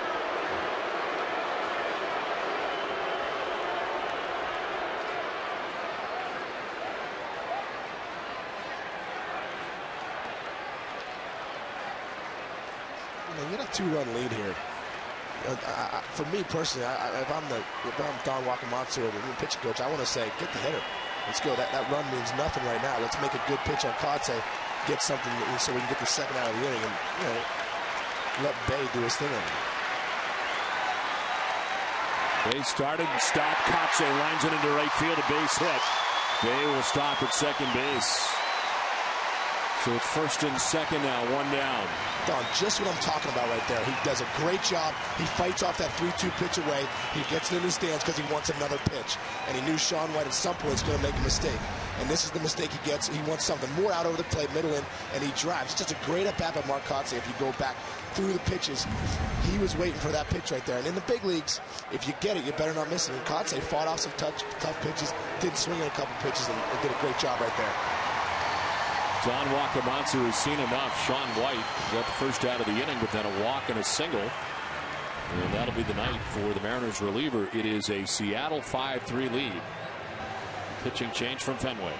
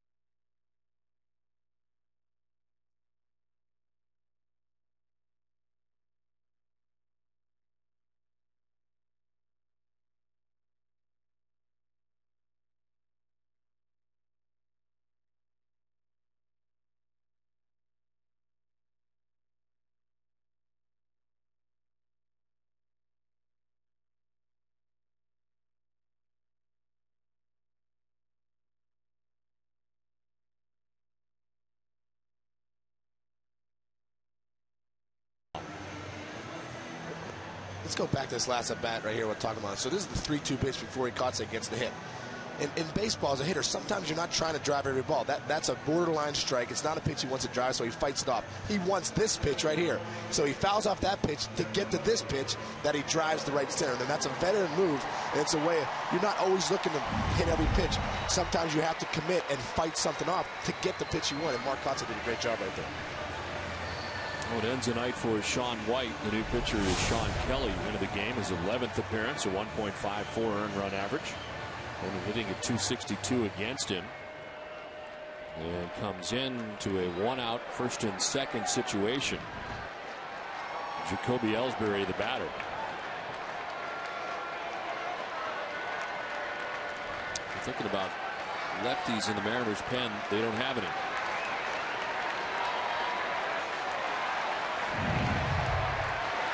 So it is the right-hander, Sean Kelly, who deals with Ellsbury.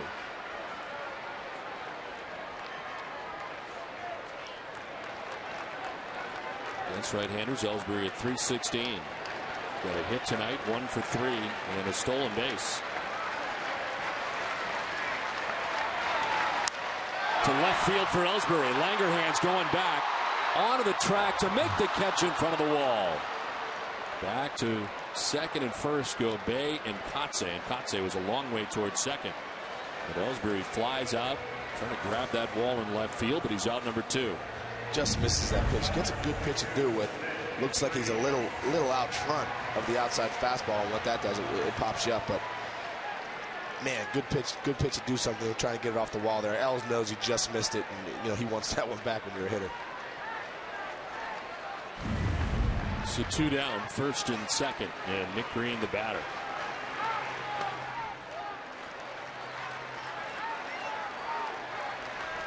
Sean Kelly spending time in the DL this year. They screened left oblique. The May 6th just activated yesterday.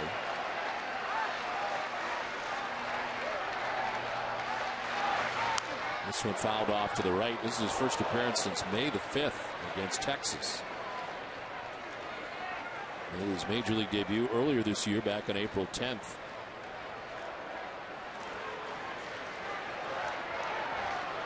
That's a new baseball, and we'll get one from home plate umpire Brian Gorman. I think a big reason you're talking about the Seattle Mariners being third in the AL West is because you see every guy out of the pen, 93, 94, 96. You know, as a hitter, when you face these guys one time through, it's tough to square that up sometimes.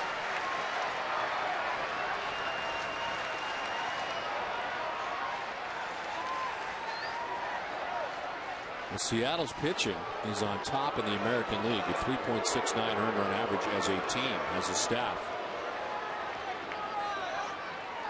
Their offense somewhere in the middle. Their defense is last, but the pitching has been the best. Popping up was Johnson. Looked like he was going to throw to first. Does not. It's ball 2, 2-1. Yeah, that's amazing too, because when you're talking about the pitching staffs right up there at the top and the fielding's right there at the bottom, that means you're giving extra outs. You're making pitchers make more pitches throughout the game, and sometimes that's when you get burned. But these guys have good enough stuff where they've probably been able to get out of some situations. Green hits it high in the air to left. Lunderhands looking up. Will it have enough? Off the wall. From second base is Bay. From first base is Kotze. 2 runs in. Tie game. He's representing 22. What a great pitch right there. Gets a good pitch hit out over the plate. Drives one to left, about 2 feet from being a 3-run bomb and putting him up 1. But man, he's been a great addition for these guys. He really has. Here you go right here. He gets a breaking ball that kind of backs up right into Nick Green's wheelhouse, down and in. He drives it. He knows it's off the wall. And I think he's just hoping right there it gets up a little bit. Nice piece of hitting.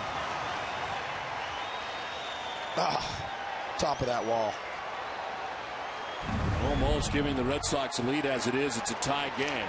Guitarist swings and misses at high heat. How huge has Nick Green been for the Red Sox? He's been huge. And you know what? It's taken Tito, too. It's taken Tito to, to really believe in Nick Green to say, you know what? You're our shortstop. Get out there and do your job. And like we've talked about time and time again about the Russell Brands and the guys, Franklin Gutierrez, get a chance to play. When you get a chance to play, it gives you that boost of confidence. When you have that boost of confidence, that's what this game's all about. And that's why Nick Green's been so important for the Red Sox this year. Fly ball foul down the left field line that'll get back and out of play. And it's a ball and 2 strikes to George Guitarist.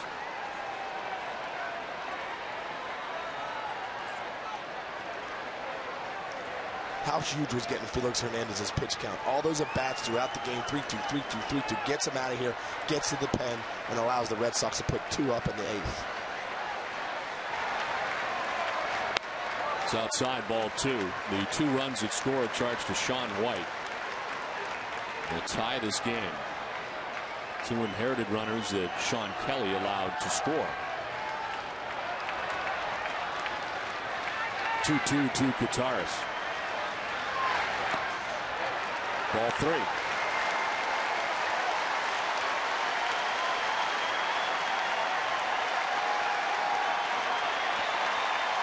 He doesn't want any of J.D. Drew. I mean, I'd be surprised if he doesn't come right out to Terrace right here. 3-2 pitch. Guitarist pops it up. Foul ground. Rob Johnson's got to play. And he makes it. It ends the 8th inning, but Nick Green's double that almost got out of here ties this game 5-5 at the end of 8.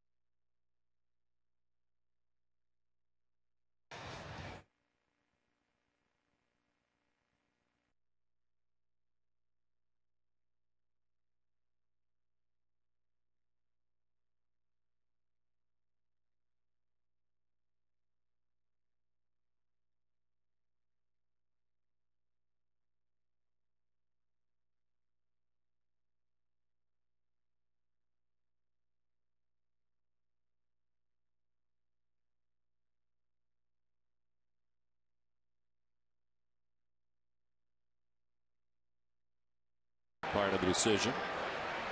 As Rob Johnson, the catcher for the Mariners, leads it off. The new Red Sox pitcher is Manny Del Carmen. Del Carmen appearing in his 32nd game of the year, 2.03 ERA, 23 strikeouts in 31 innings, giving up 29 hits in 31 innings, and opponent hitting at 244 against him. Strike 2, 0-2. This guy's, Manny Del Carmen is one of the hidden gems in baseball. I mean, because you talk about Pap and then back into the bullpen. I mean, Manny Del Carmen's got just electric stuff. He really is a setup guy. But sometimes you don't talk about him the way you talk about a guy like Pap, and he's got that kind of closer stuff too. And I think one day, somewhere, he will be a closer. He's not allowed runs in 24 of 31 games this season.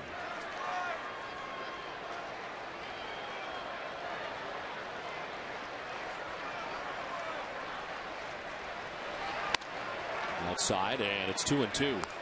Action in the pen as Mark Lowe is up, and Chris Jacoboskas, who we saw earlier this year start a game against the Red Sox, on the pen. No fun. A 2-2 pitch to Rob Johnson to begin this top half of the ninth. Bloop to right, falling fast, but out is Pedroia to run it down.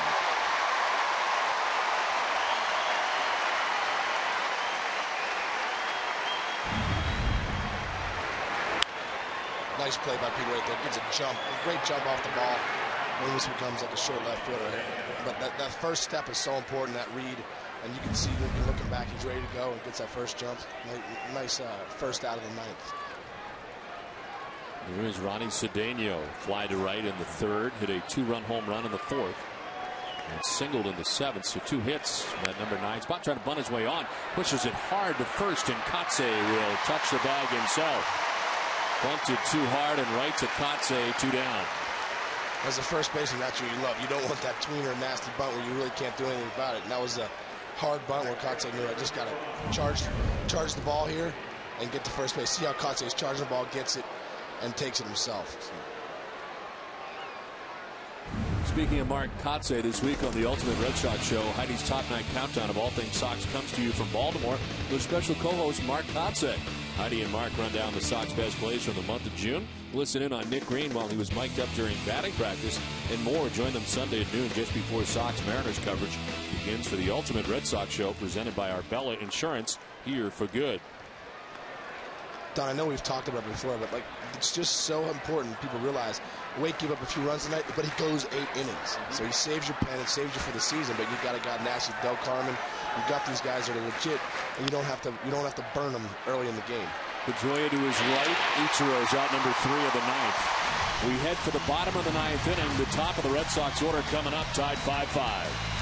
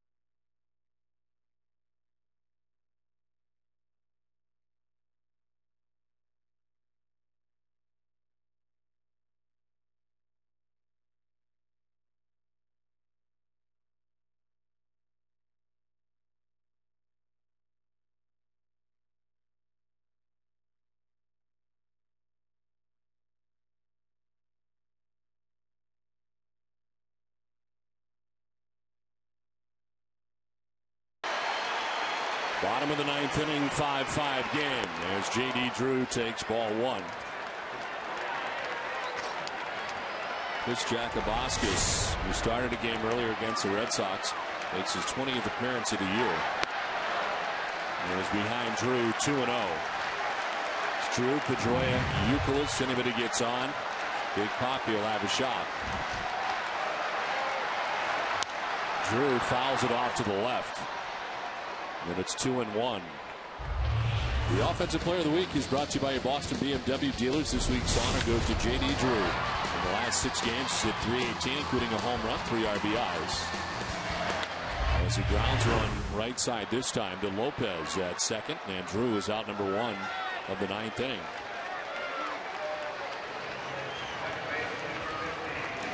So 1 down.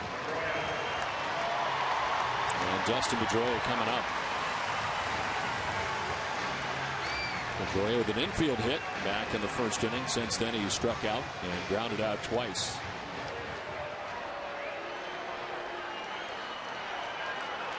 Cole in the dugout for the Red Sox tonight. On the disabled list as Pedroia takes strike 1. Seems like the shot went pretty well for Mike Lowell. Yeah, it really did. He said, he feels great. They took out a lot of fluid out of that hip. And he said, he feels like when it's time for him to come off the DL, he's going to be ready to go.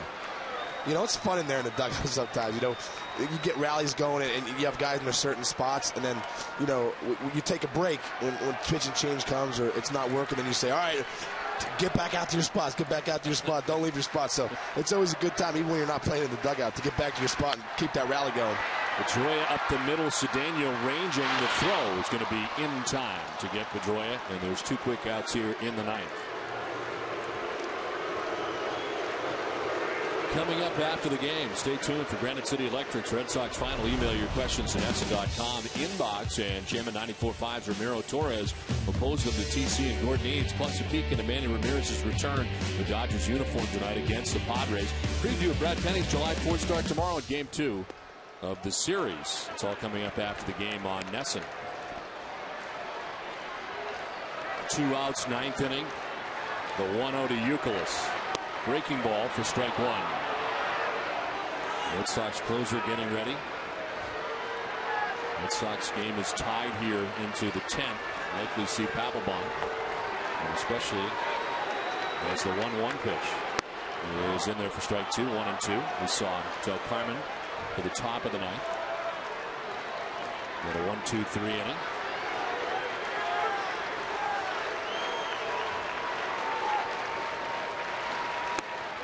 Two and 2 to Youkilis.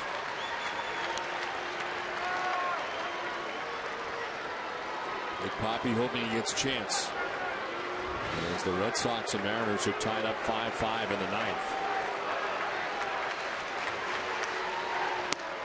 Struck him out. Jacobaskis pretty nasty in the inning. Red Sox down in order. We head for extra frames, tied 5-5.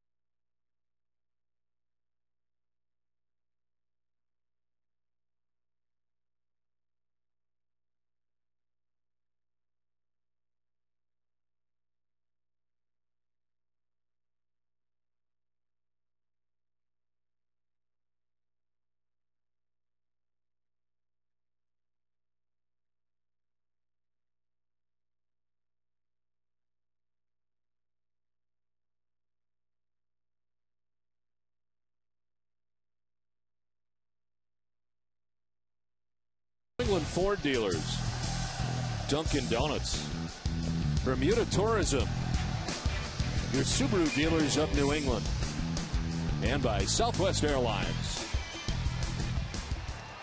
Top half of the 10th inning, 5-5 game. And into the game for the Red Sox is Jonathan Papelbon.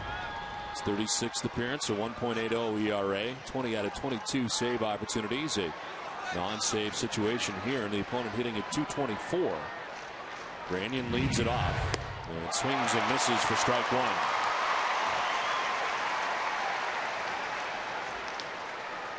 You know, after playing with a lot of guys in the big leagues and seeing a lot of good closers, when Danny Graves was a great closer in Cincinnati, and Todd Jones over in Detroit, and then coming here to watch Pap and see what he does and the attitude he has, it was pretty cool to play with a guy like this. He's got out number 1 of the 10th as Ellsbury catches the liner for the first out of the inning.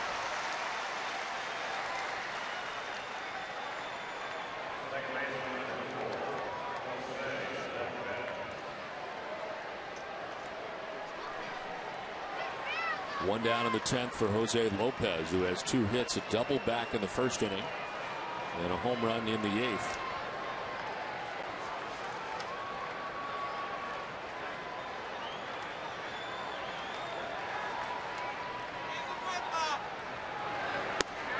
Here's strike one over the outside corner. Mariners have action. Mark Lowe, right-hander up in the pen. Red Sox will have Ortiz, Bay, and Kotze in the bottom of the 10th inning.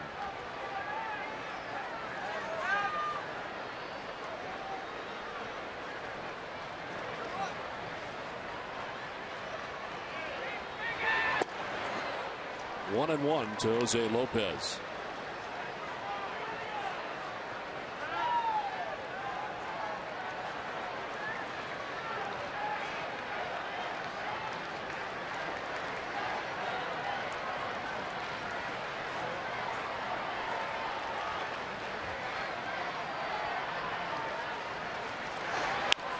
On the ground left side, and Green will get it in the backhand. The long throw, no chance.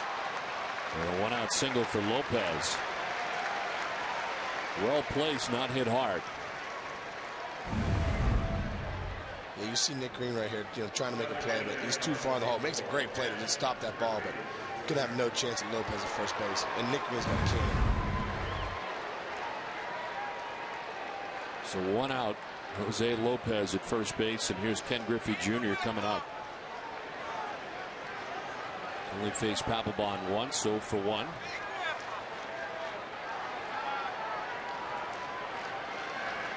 It is 10th home run of the year, the day before yesterday at Yankee Stadium.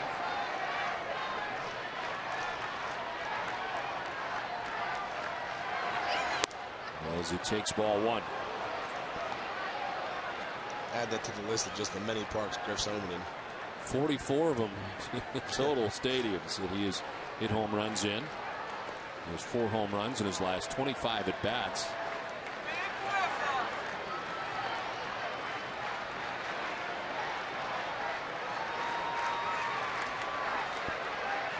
Quick check on Lopez, back to the bag. Well, one thing that's funny with Griff is, you see guys take batting practice and they try to go to left field, dead center field.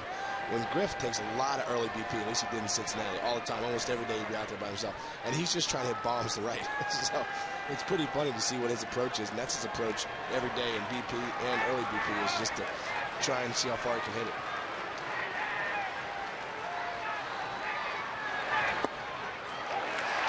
Strike 1, and it's 1-1.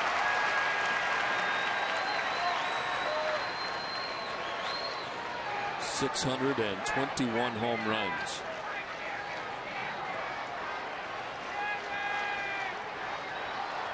On deck is Franklin Gutierrez. 1 out, 1 on. Top of the 10th, second straight game the Red Sox have gone to extra frames.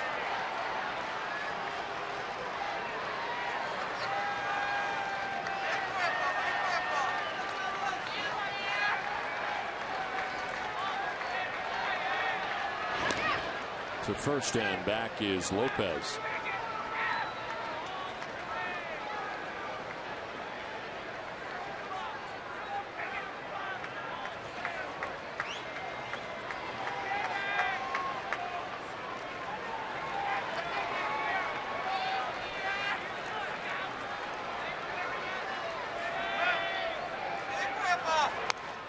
If he cues it foul, it stays foul. Maybe not. It's coming back, but picking up just in case was Kataris. That one had a lot of spin on it. And Griffey's got to come on back with a count of 1-2.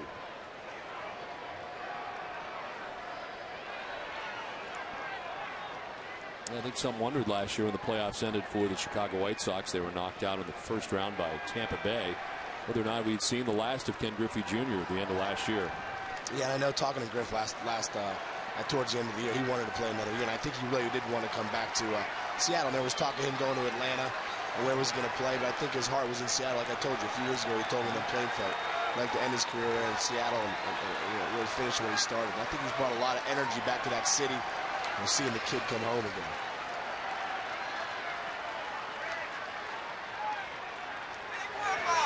One-two is outside, and it's 2-2.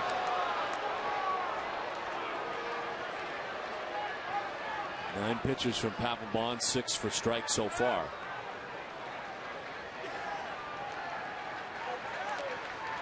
Mariners had a 5-3 lead. Red Sox tied up 5-5 with 2 in the bottom of the 8th.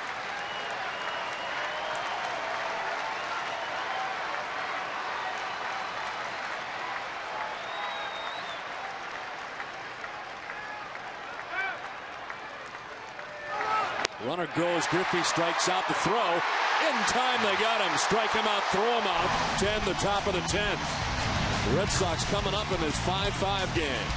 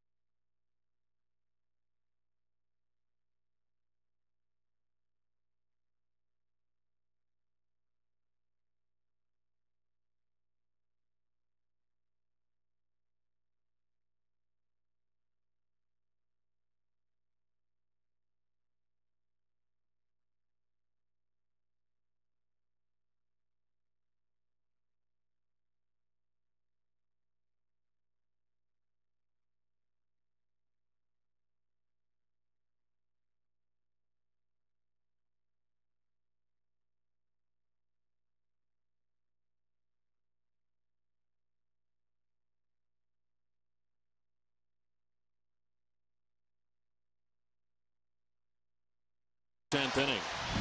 Yeah, it really was. I mean, Pap just blows one by Griff middle way, and Contreras makes a great throw right here.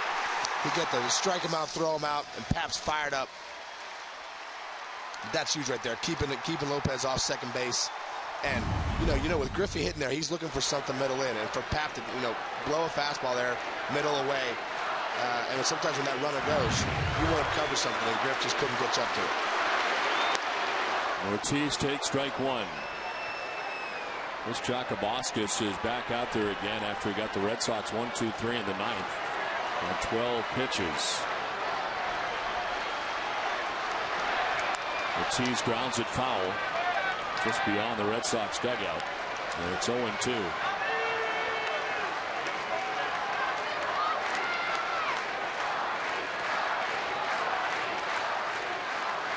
Ortiz, Bay, then Kotze. Ortiz slaps it foul, defends the plate. Just fighting that one off there, trying to live for another pitch he can really do something with.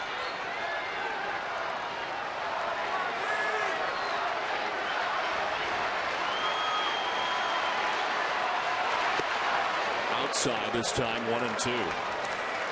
Action in the Red Sox pen. Ramon Ramirez starts warming. Papelbon, last inning for the Red Sox. Del Carmen the inning before that. Ortiz rolls it foul.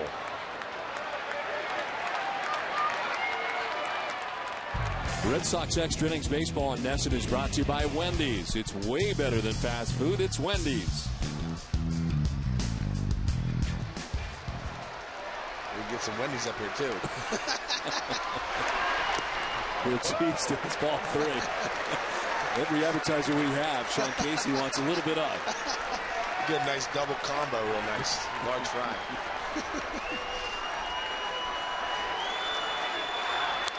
Ortiz fights off yet another. Jakaboska's been around 94, and this one fouled off. 2-2. David walked back in the first inning, since then popped up, grounded out, flied out. 2-2. Ortiz hits it hard on the ground to shortstop. Cedeno's got it. And there's one down in the bottom of the 10th inning.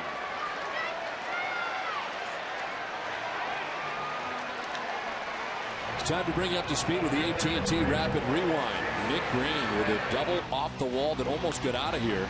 Scores the 2 runs that tie this game. 5-5. That came in the bottom of the 8th. AT&T, the nation's fastest 3G network. AT&T, your world delivered. Jason Bay grounds to Cedeno. And there's 2 quick outs here in the 10th. Bad throw, but a good recovery at first by Branyan. 2 down.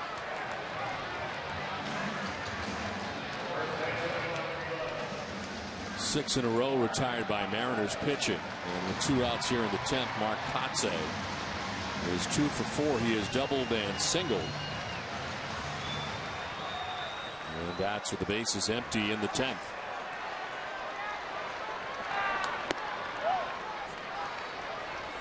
You can see Brandon too hugging the line over there at first base, playing no doubles. So, if Kotze gets a good pitch hit, he still really has that hole right there where he could shoot and get a lead off, get a single on a 2-out single.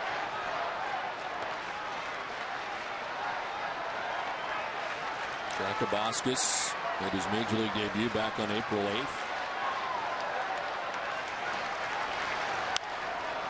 Signed a minor league deal with the Mariners.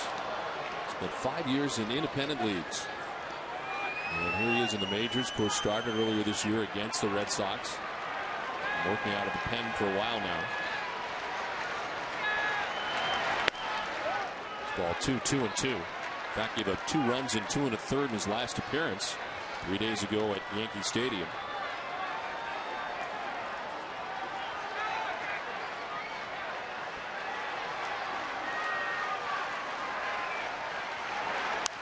Kotze fouls it off. We'll do it again. 2-2. You talk about Jakaboskis going to independent ball, and when you talk about the big leagues, you always look at that dream. So whatever way you got to do it, you do it. And that's a great story for people that not to give up, keep persevering, and you can get back here if you believe in your stuff. I'd say hooks it foul.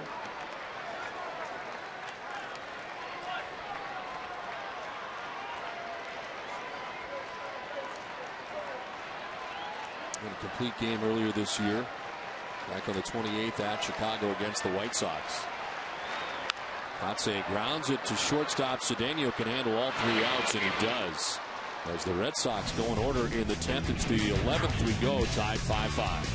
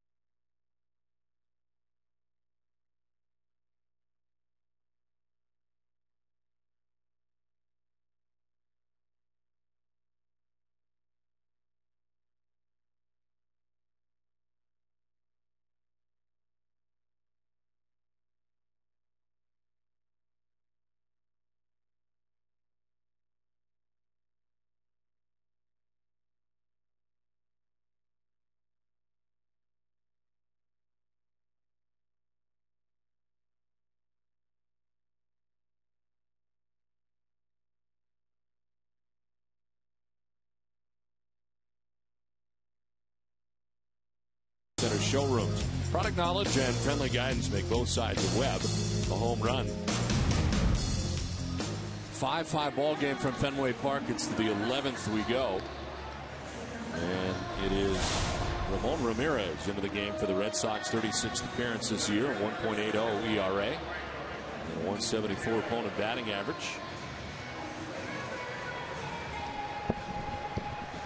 There is last pitched the day before yesterday in Baltimore, where he went an inning giving up no hits, no runs, had a strikeout.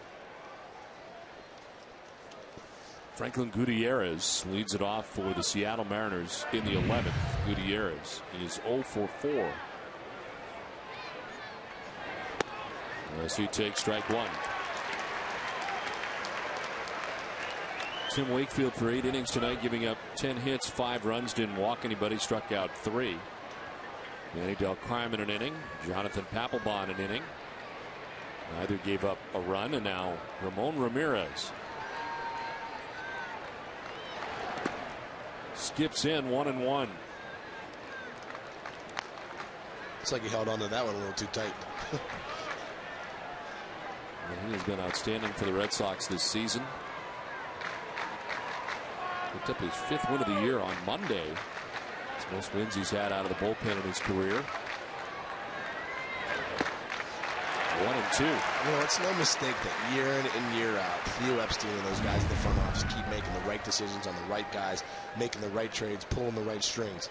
And I think that's been a big part of why these guys have been successful. They keep reloading every year with quality guys. And you look at Ramon Ramirez and guys that come in and they're in the Daniel Barge from the draft. Not every organization's doing that. Up the middle and into center field for Gutierrez. A leadoff single here in the 11th inning. Lead runner on for the Mariners.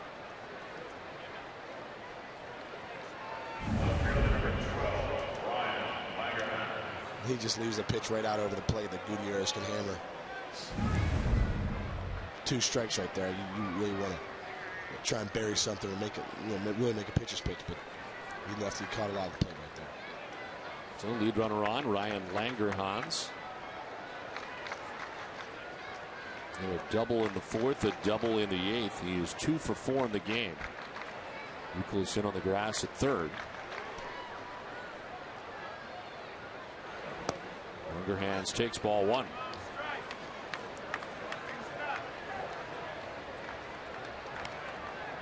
Center fielder Ellsbury towards right center. Euclid's in on the grass at 3rd.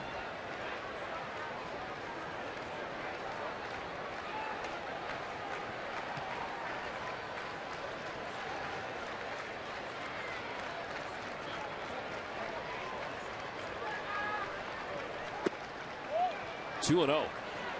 More action for the Mariners. Mark Lowe back up again in their pen. 2 impressive innings from Chris Jakubauskas. Tied all 6 Red Sox that he faced very quickly in the 9th and 10th.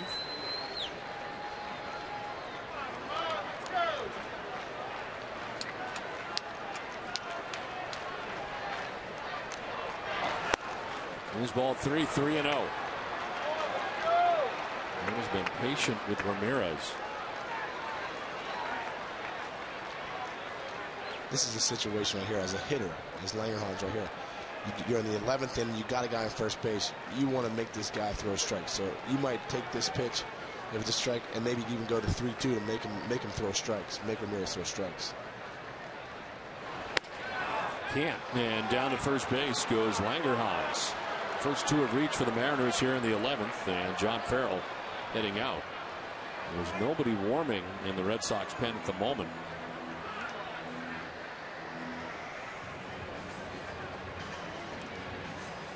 Hey, young Sox fans, want to come to a game at Fenway Park? Kid Nation members receive discounted tickets to a 2009 home game, a collectible lunchbox, official hat, and much more. Parents visit redsox.com/kidnation to join today. Hideki Kojima just taken the jacket off and about to start warming up, as Ramon Ramirez has run into some trouble here in the 11th. Leadoff single by Franklin Gutierrez, a walk for Langerhans, and it's 2 on, nobody out for Chris Woodward. He's obviously going to be trying to lay a bunt down here. So.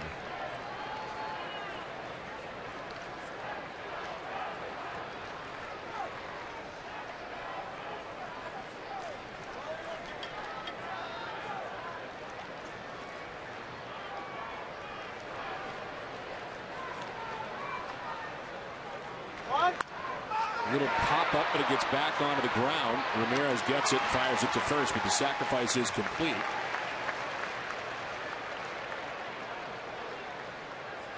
Ramirez came out of his shoe there after making that play, and now will go to work on it, but blew it back towards the mound, ends up hitting the grass, and the sacrifice complete. Second and third go the Mariners.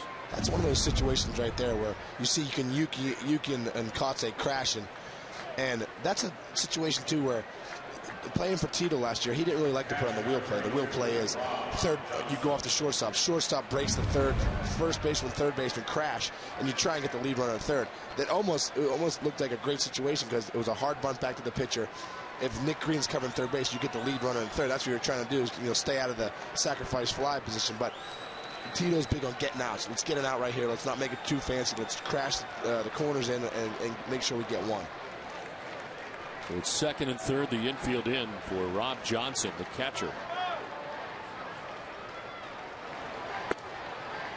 And it's strike one over the outside corner. Well, this is a situation for Ramirez here where you're really looking for the punch out. You got a guy like Johnson's hitting 197. You want to make some quality pitches where you can get the punch out here, get the 2 outs, so that takes the sac fly away. And on the other side of you, Rob Johnson trying to lift it someplace to get the sacrifice fly. In his 5-5 game in the 11th. Johnson's down 0-2. Another nice pitch right there. It's a sinker down and got Johnson out front, and that's what happens when you get up 0-1. You start getting those defensive swings on good pitches, and that's what we talk about. Felix Hernandez likes the ball down. Where Ramon Mirrors right there. The ball looks like a strike, but it's down and it runs, and Johnson swings out. And big to get a strikeout right here. Line down the right field line. It's a fair ball, and trouble from third base comes Gutierrez. Langerhans will score. Throw to second base, not going to be in time. It is a 2-run double, and the Seattle Mariners take a 7-5 lead in the 11th.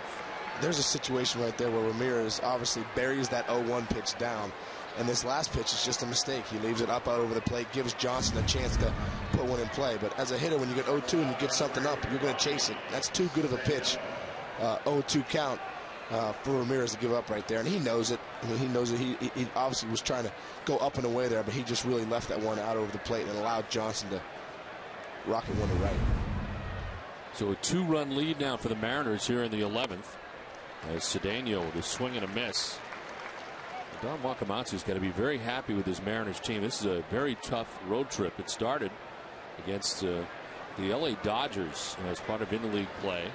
Then they go to New York to play the Yankees, and now come here to Fenway Park to play the Red Sox. That's not an easy trip, but they've done well. They're 500, 3-3 coming into this game, and with a win would go over 500 on this trip against these 3 tough teams. Well, especially when you just want to go 500 on the road, period, let alone facing the Dodgers, the Yankees, and the Red Sox. So if they can keep playing good baseball and get back to Seattle at 500, that's a bonus for Don Wakamatsu and the Mariners. Ellsbury moves towards right center. Shallow. There is a gap in left center for Cedeno. And it's 1-2. Looking to the bottom of the 11th, the Red Sox will be expecting Ellsbury, Green, and Kataris as they work towards the bottom of their order, 7, 8, and 9.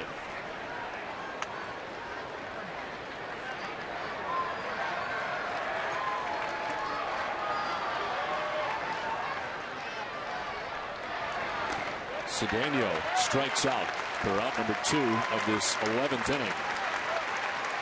That scenario with Cedeno was what he was trying to do with Johnson. You saw the 0-2 pitch of Cedeno up and away. It's a waste pitch.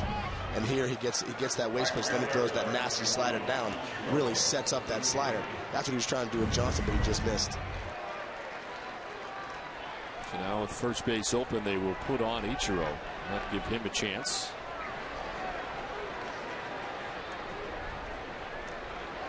They'll take their chances with Russell Branyan, who waits on deck.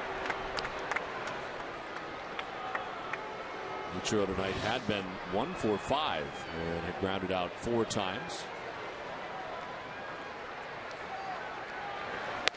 Now, if there's one guy in this lineup you're not going to let beat you, it is Ichiro. No, you're not. He can beat you too many ways. If he puts the ball on the ground, he can beat it out, run, and then you have more trouble. But you're not going to let this guy beat you. He's too good of a hitter. He's hitting 370. Does it year in and year out.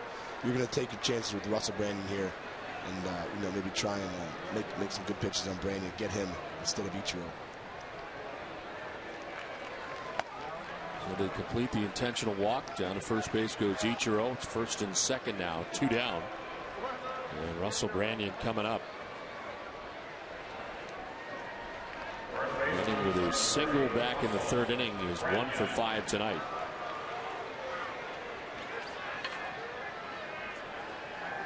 That was the 11th intentional walk given to Ichiro. He leads the American League in that category. Albert Pujols has 28 intentional walks to lead the National League and the majors. Most people don't get that in their career. Well, it's strike 1 to Branyan.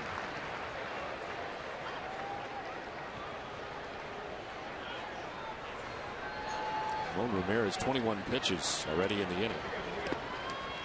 In the dirt, and it's a ball and a strike. It's been an even ball to strike count for Ramirez. 22 pitches, 11 strikes, 11 balls.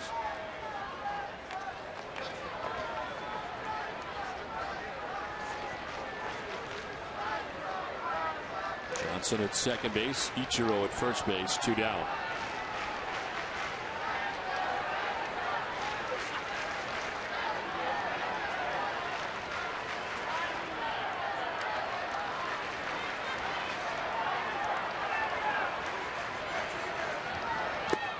Swing and a miss, 1 and 2. The fastball at 94. Nice pitch right there. You want to, I think in this situation, you want to make Brandon hit that pitch instead of trying to come in and get fans. You want to make him hit that pitch or get nasty right here with the slider. Something down.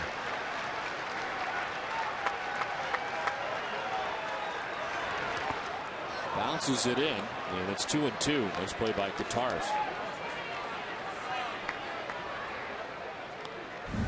Great block right there. I mean, when a ball lands this far in front of the plate, you really don't know what it's going to do. And I really almost think it gets Georgie in the throat. So that was a nice block right there. Didn't try those guys from moving up. Didn't try to catch it, just block it. Yeah.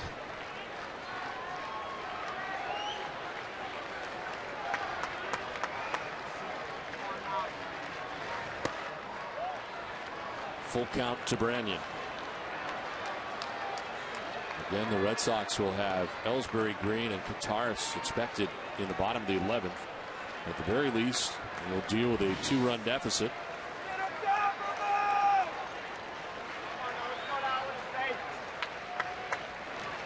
Now Branyan hooks one to second base. Pedroia gets up and throws him out. Well, the damage is done. The Mariners score twice in the top half of the 11th. Red Sox coming up.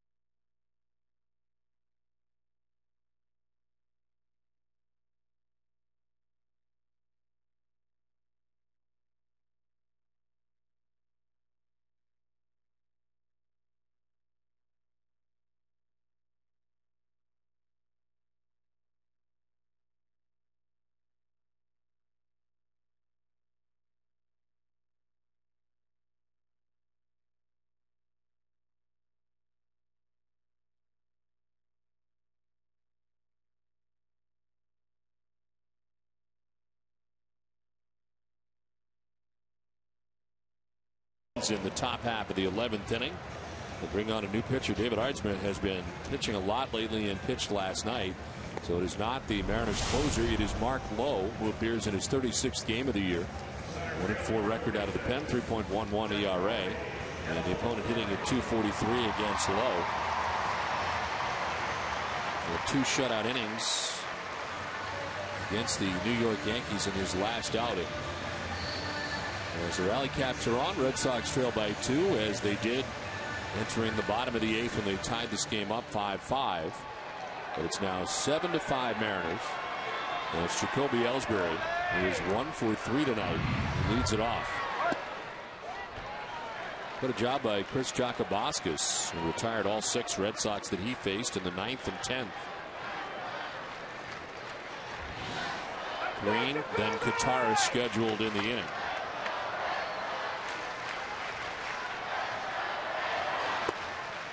Strike 1 to Ellsbury.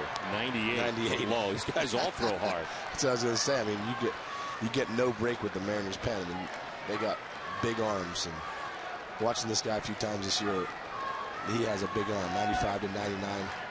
Good slider and good changeup. Red Sox would like to have some fireworks of their own here as Ellsbury fouls it off.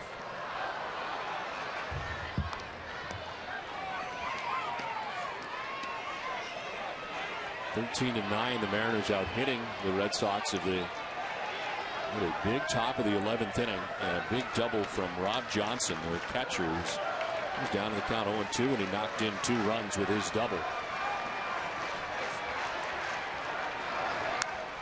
Ellsbury fouls it off, still 1-2.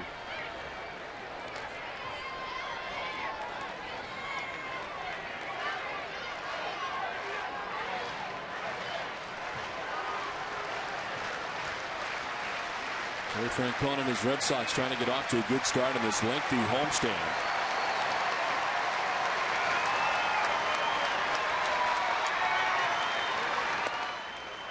Ball 2-2-2, and that reaches 100 miles per hour. So hard, Rob Johnson couldn't catch it. It must be nice for Don Wakamatsu to have these options late in the game. Can't catch them all. There's so many.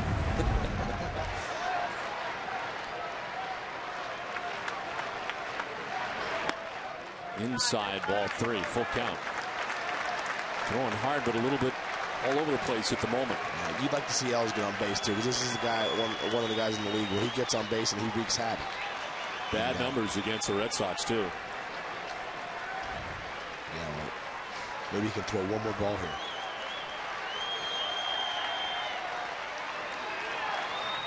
Ellsbury swinging, and he fouls it off. Took a little off. 97. I was talking to Josh Beckett today, and we were talking about guys that throw hard, and that the big point about that is you can throw it. If you throw 96, 97 and miss out over the plate, it's still tough to square up. Like you see Ellsbury right there. You throw 90, 91, you square that up. But 99, 96, 97, it's tough to still square that up, even if it's out over the plate. Ellsbury fouls it off at 98.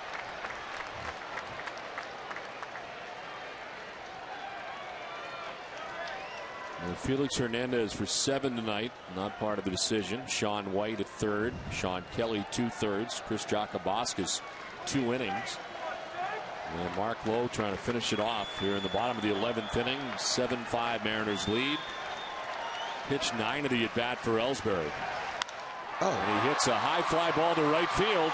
Ichiro going back, it'll stay in the yard. Yeah. As he makes the catch shy of the track for the first out of the inning. This part plays big to right field. There's no doubt about it. And it looks like Els gets it on the barrel, but it looks like he maybe gets jammed just a little bit. And that's what we're talking about before, or maybe even out front a little bit. That's what we're talking about before. That's 98. It's tough to totally square up 98. Now, if that pitch is maybe 93, 94, or 91, 92, that's probably a home run. But, like we were talking about before, Don, it's not easy to totally square up 98. So 1 down, Nick Green, the batter. And there's strike 1. Nick Green, a double in the 2nd, big double in the 8th. Scored the 2 runs to tie the game 5-5. The reason we're in extra innings tonight.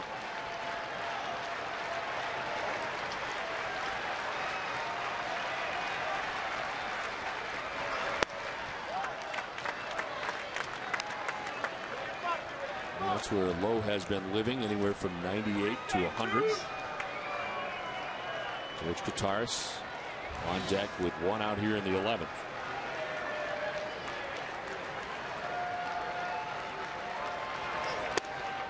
Blew that one by him, and it's 1-2.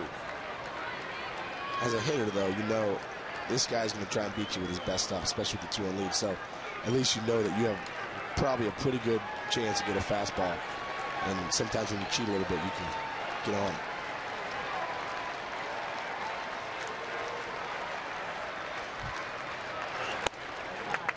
Missing up top, 2-2.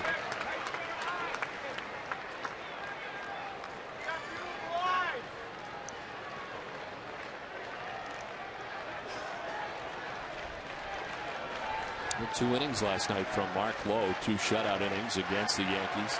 Back in there tonight. Green fouls it off to the right, 2-2. And 2 innings giving up a hit, had a strikeout. We'll go back to April 11th for his last save. That was against the Angels.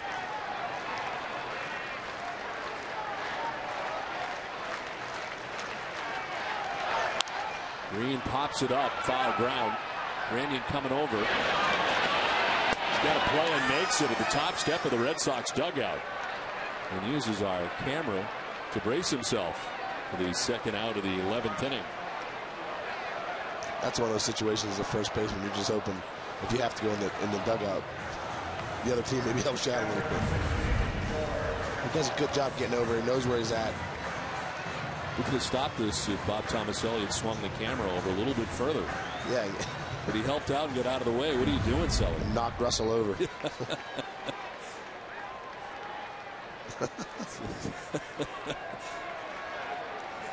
down, George Kottaras. There's strike one. 99.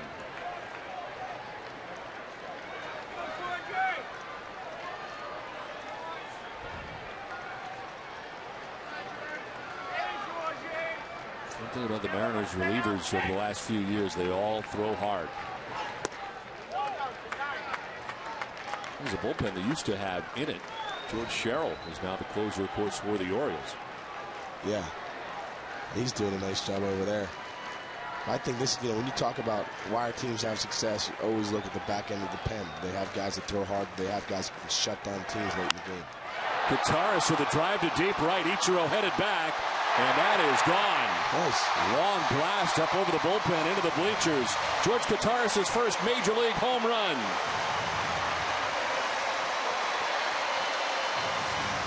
What a nice piece of hitting right there. Like you said, when a guy throws as hard as he does, chance of you getting a fastball pretty good, especially with a 2-run lead.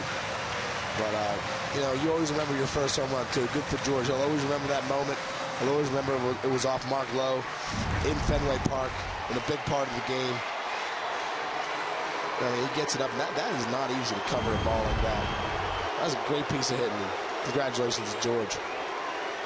He's had a few close ones that you thought were going to go out. He hit the short wall in front of the Red Sox bullpen earlier this season.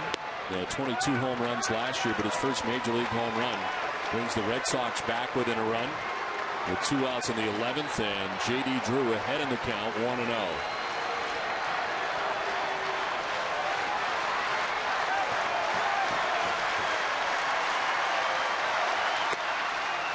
Strike one, 1-1. Going back to Kottaras' home run, when the guy that throws as hard as Mark Lowe does, sometimes you just got to get the bad head out there and let that ball, supply the power for you.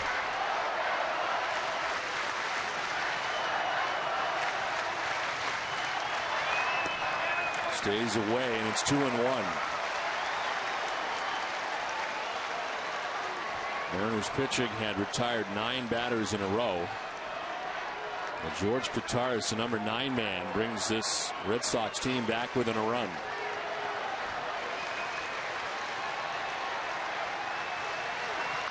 Drew fouls it off, and the count evens at 2-2. Well, looms large now. The Mariners were able to put together 2 runs instead of 1 in the top half of this inning.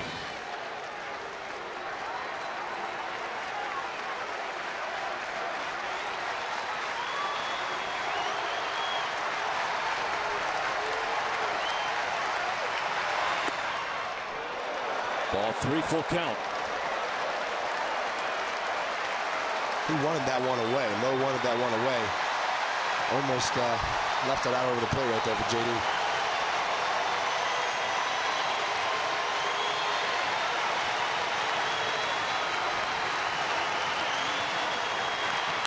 Drew lines it into right field, base hit. We're on a 3-2 pitch, tying run at first now, 2 down. Great at bat here by JD Drew. The same kind of thing we're talking about with that Kotsay at bat. It really works and works and works and works his count to get a pitch that he can really do something with. That's the pitch he wants right there. Down and out over the plate. Something he can drive to right and keep this rally going. There is nobody warming in the Seattle pen. As the tying run for the Red Sox is at first. Rick Adair, the pitching coach, is coming out.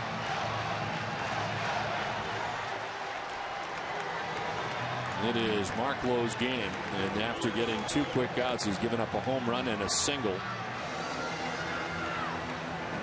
As Dustin Pedroia will be the next batter. Pedroia with an infield hit back in the first. That sent a strikeout, 3 groundouts, and has only faced Mark Lowe once. He is 0 for 1.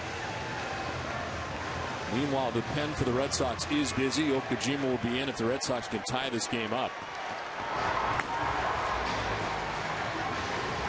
Change out Carmen, Papelbon, and Ramirez. But right now, Ramon Ramirez is on the hook.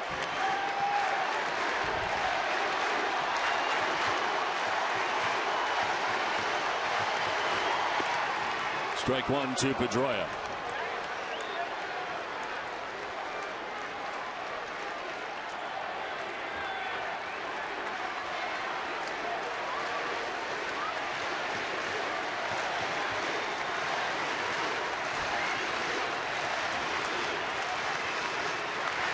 Pedroia grounds it to third base. Woodward to second. That's the ball game. The force out at second base. The Red Sox with a valiant effort in the bottom of the 11th inning get a run back, but it's not enough as the Seattle Mariners win this 7-6 game 1 of this series. And this is a tough one to swallow tonight as the Red Sox come back and tie the game, get into extra innings. But to Sean Casey, it's not to be tonight in this first game of the series. Yeah, really.